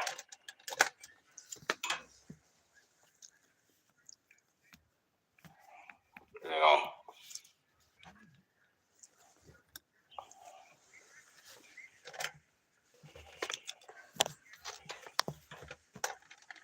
Came to Monkey Baba serious. I need an official statement that she too is gone and the lawyer from VDM is in. Anything aside that, they play. Ọmọdé mẹ́ta ṣe báwo ni àwọn plantation boys ti kàn yín láyé gbà yẹn? Plantation boys ti kàn yín láyé gbà yẹn.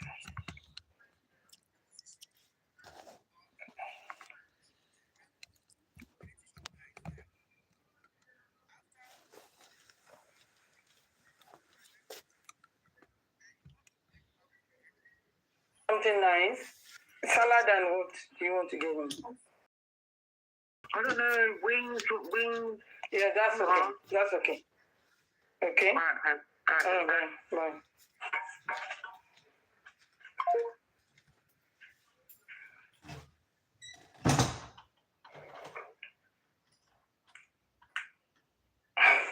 Hey, sorry. Hello, Shengomi. Can you hear me? Yeah. Ẹ má bínú o, kíní ìgbé mi jáde síta pátápátá ni o. Ìta ni mo ti bára mi o. Ìta ni mo ti bára mi pátápátá. Ẹ má sọ̀rọ̀ yín lọ. Yeah. So basically, like I said earlier, the only thing, no emotional blackmail, no name calling, no any toga vulgar language can deter the fact that for me to believe that Papa Mohbad is serious, henceforth,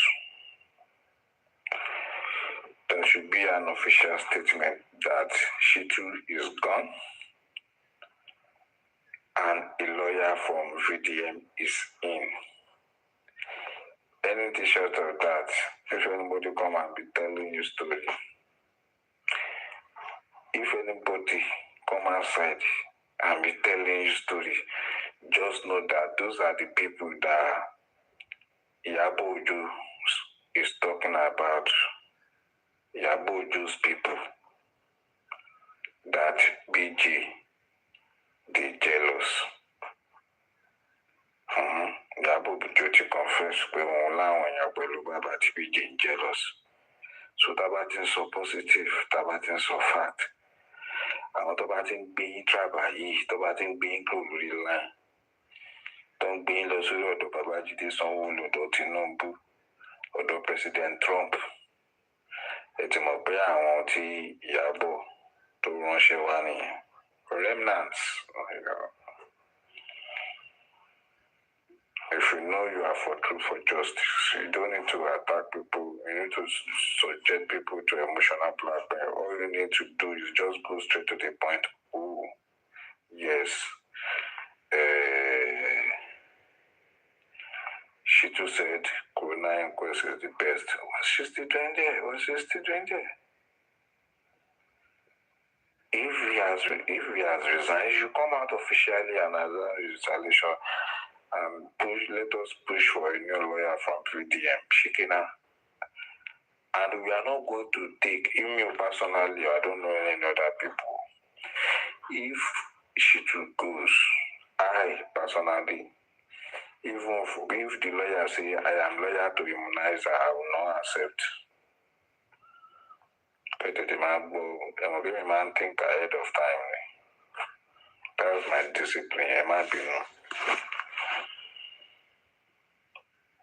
If she too goes tomorrow and another lawyer is announced and the lawyer is not from VDN, just know that that lawyer is from Iyabo. Yes. Shenbo, Lao group,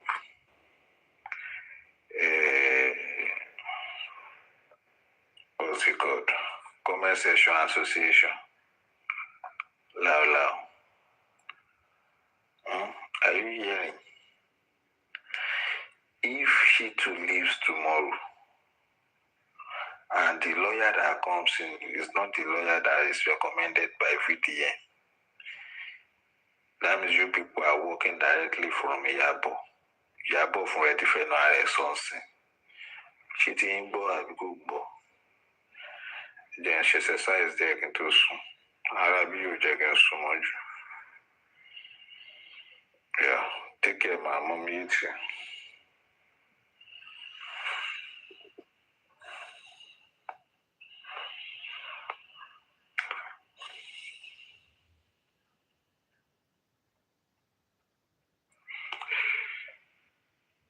Peter.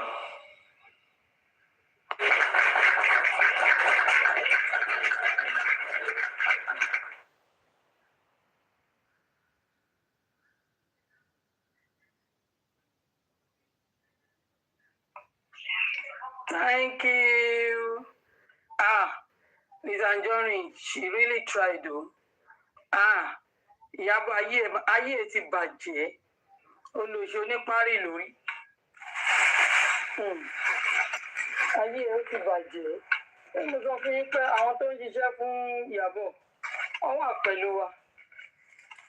Ìṣòro ni o, ẹni tó bá ní sùúrù, á rí nǹkan tó ń ṣẹlẹ̀. Ẹni tó bá ní sùúrù, á rí nǹkan tó ń ṣẹlẹ̀.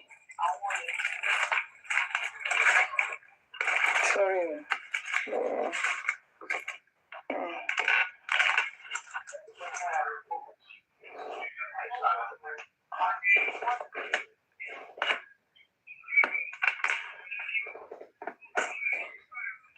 Ẹ̀gbọ́n VDM, ṣé ẹ̀gbọ́n VDM fẹ́ sọ̀rọ̀ ni?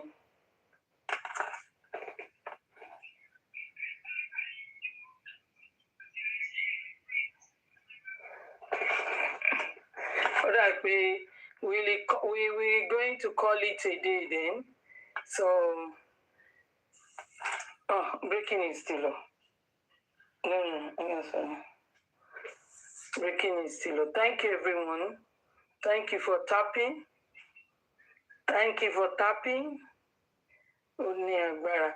Layomi, good day. Thank you, everyone. Diamond Crunch, thank you, everyone. So we call it a day, okay? Thank you. It is well. I am not saying that. You didn't see when she said that my husband takes care of me. Huh?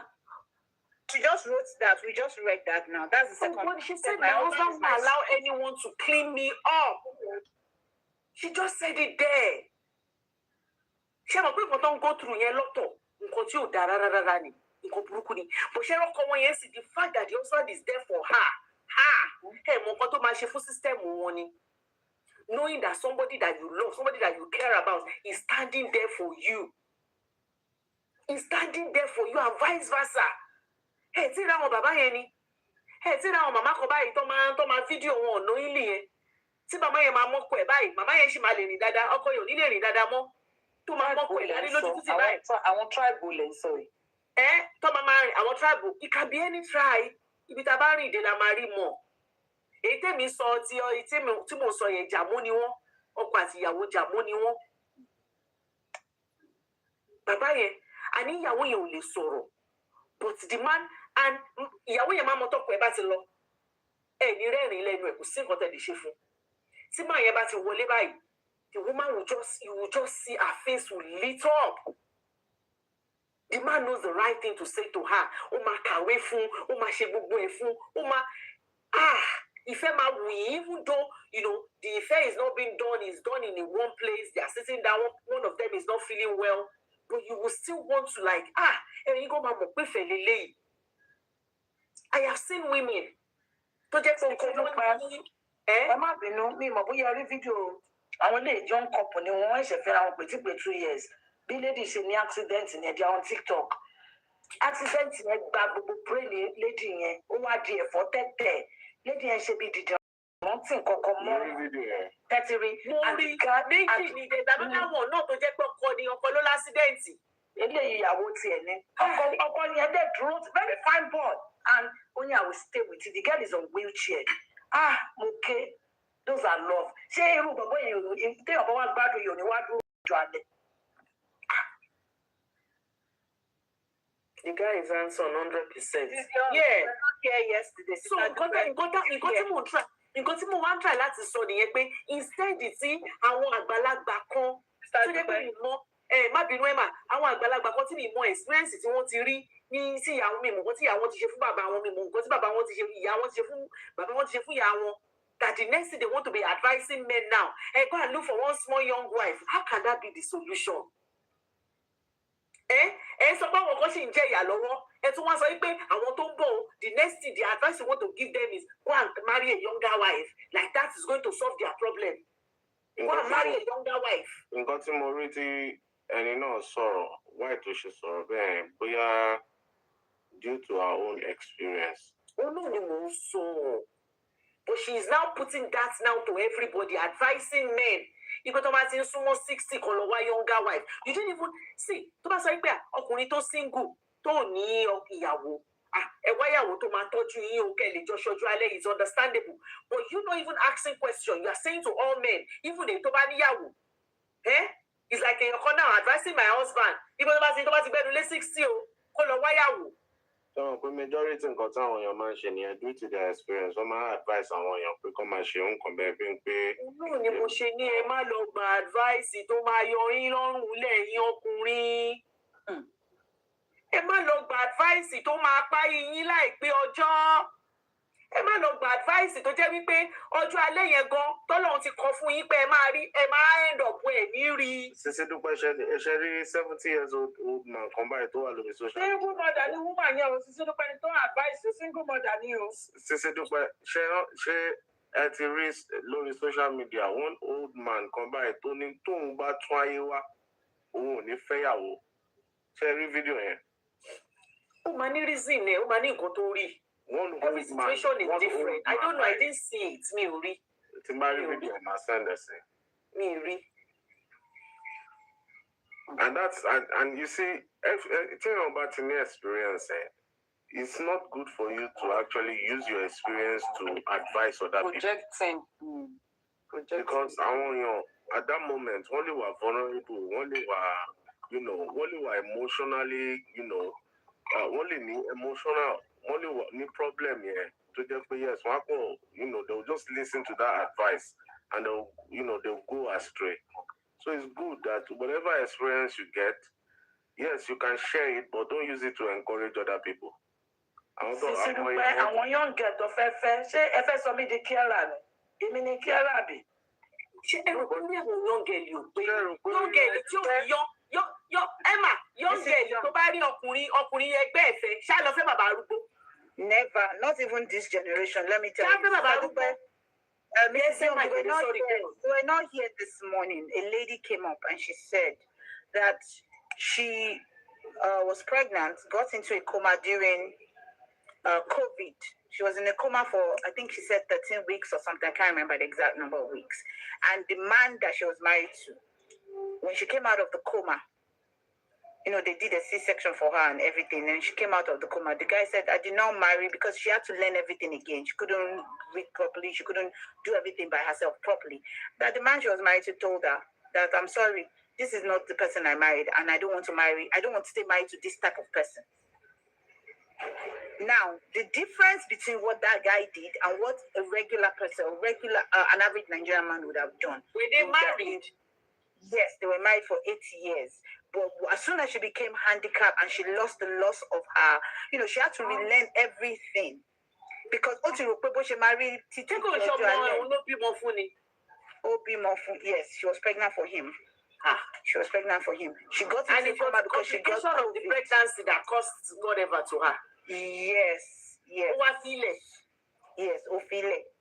So, Bato come out of the coma, lots of people only because they had to get a carer to come to the house for rehabilitation and help her with the baby and everything. I went to a lot of people are selfish. Yes, so the lady said, I think her name is Bolaji TJ or something. She said that the guy told her that I didn't marry someone that would not work. Now you cannot work. Yeah, she said it now. She said it on this thing. Yes, she said I didn't marry anybody that cannot work. You cannot work now, so you are not useful to me, basically. So you gotta go. So and they go to church. And relationship in me, so please sign the papers. She's not Agbalagba. She's not 50. She wasn't 50. She's not up to 50. So basically, what I'm trying to say is I'm giving you an example of life happens, but men think that they are smart. Now, in this woman's case, rather, the man did her one good by telling her and not treating her bad and then leaving her. Oh, soften, I know do again. Everybody, they go. Do you get? This is why, when you were saying something, when Grayton was saying that, don't use your own advice to advise somebody, your own experience to advise somebody. He's right about it, right? I agree with that. He's right about it because the woman did say, when she was telling the story this morning, it was very, very traumatizing, but it is the truth. And she said, did it make her a better person at the end of the day? Yes, because now she knows that never again we should think that, she never thought it would ever happen. Because did she plan to go into a coma? It was COVID. Who plans that? Yes. So I don't know. It's just weird. It's crazy. Susanna, I want to buttress what she said. She also said that it was not immediate. She didn't sign the divorce paper immediately. That she held on, thinking, okay, maybe he's going to have a change of mind. Change his mind. But she didn't see that coming. That okay, let me just sign the papers, and she did, and. She said she made peace with the fact that this person is gone, and I think that was what helped Eileen. Is she married? Is she remarried? No, she said she's not remarried. Abi? She said not remarried. No, she said no. No, she said she's not remarried. That she's not remarried. And then I think because when she was sharing her story, it was I think she was talking about like church and all that. That you would have thought that a certain type of people will be in support of your decision and understand why you are doing what you're doing, right? But that it is the people you expect love from that will actually show you love. So, yeah. Emma, do you know why I asked that question? Can't they minister to Pema Bino? Oh, no, I'm from Lalafia. No, I'm from Lalafia. My, you might hear. Kiru Kawa Shima, Kawa Piri, Moma Lo. Kawa no way to my touch. That's what they are of a mad black woman. Well, I like what's imagine for my end. That movie is. Yes, that's what I'm doing. They obey table manners. They won't see a mute. But you can't allow a motion so. Mama, swear, Pepe at the song because you put me through that situation. Can you call your money? Woman, you will not be in that spot. Elomi Buru Sisirupe. Elomi Buru. You know what I be on fly free. You know what I No, I don't accept that. That is defamation. Thank God. Don't insult my baby daddy. Don't insult our fly free. Everyone your baby daddy was telling me I don't have character. Yes, fly free said he will not get married to you because you have hooligan character. Okay. You know one song. You know you're talking the boy one. That's easy. Emma, anyone? ṣíṣí dúpẹ́ màá gbogbo eléyìí tó sọ pé yàn ń ṣèkè yàn foródóró mo máa foródóró kẹ́niyẹn náà ní a taste of what it feels like. Kódà ẹlòmíì nù yín ọjọ́ alẹ́ yín báyìí. Olóòrùn la máa sá yín sí. Kí ni àgbọn kan tí ẹ sọ sílẹ̀? I have a friend, a very close friend. Ó ní ọmọ méjì, 2 daughters, 8 years old and 6 years old. So when she had her last baby, she was hospitalized for we had been 3 months, only complication. So complication to need, they had to do hysterectomy, which is removal of the uterus and every other stuff to one day. So apparently, but already she, of course, won't discharge it. But complication one day. Now the husband happened to be the only child of the mother. So did she have that child? Did she have that? Meji, she had the time. Meji, the Meji 8. So last child, 5 years old. So, but then when she had the baby, complication was. So, Okomo, Iyabo mo pe, àwọn ò lè ní ju méjì yìí lọ. Ṣé wọn kí ló wá wá ju méjì lọ? Ọkọ olóhùn nìkan ni ìyá òun bí àsọkùnrin, òun wá ọkùnrin. So, issues various. You know when there is a backup plan. When the man tí ọkùnrin ẹni. Obìnrin làwọn méjèèjì. Obìnrin làwọn méjèèjì. Ọkọ ní òun nìkan ni ìyá òun bí. Òun ò dẹ̀ lé ní ọmọ obìnrin nìkan. So òun máa ní láti wá ẹni míì tó máa bí ọmọ fún ọmọ ọkùnrin. Then I now told him, I said, come. Àwọn ọmọ yìí ọmọ ẹni wọn.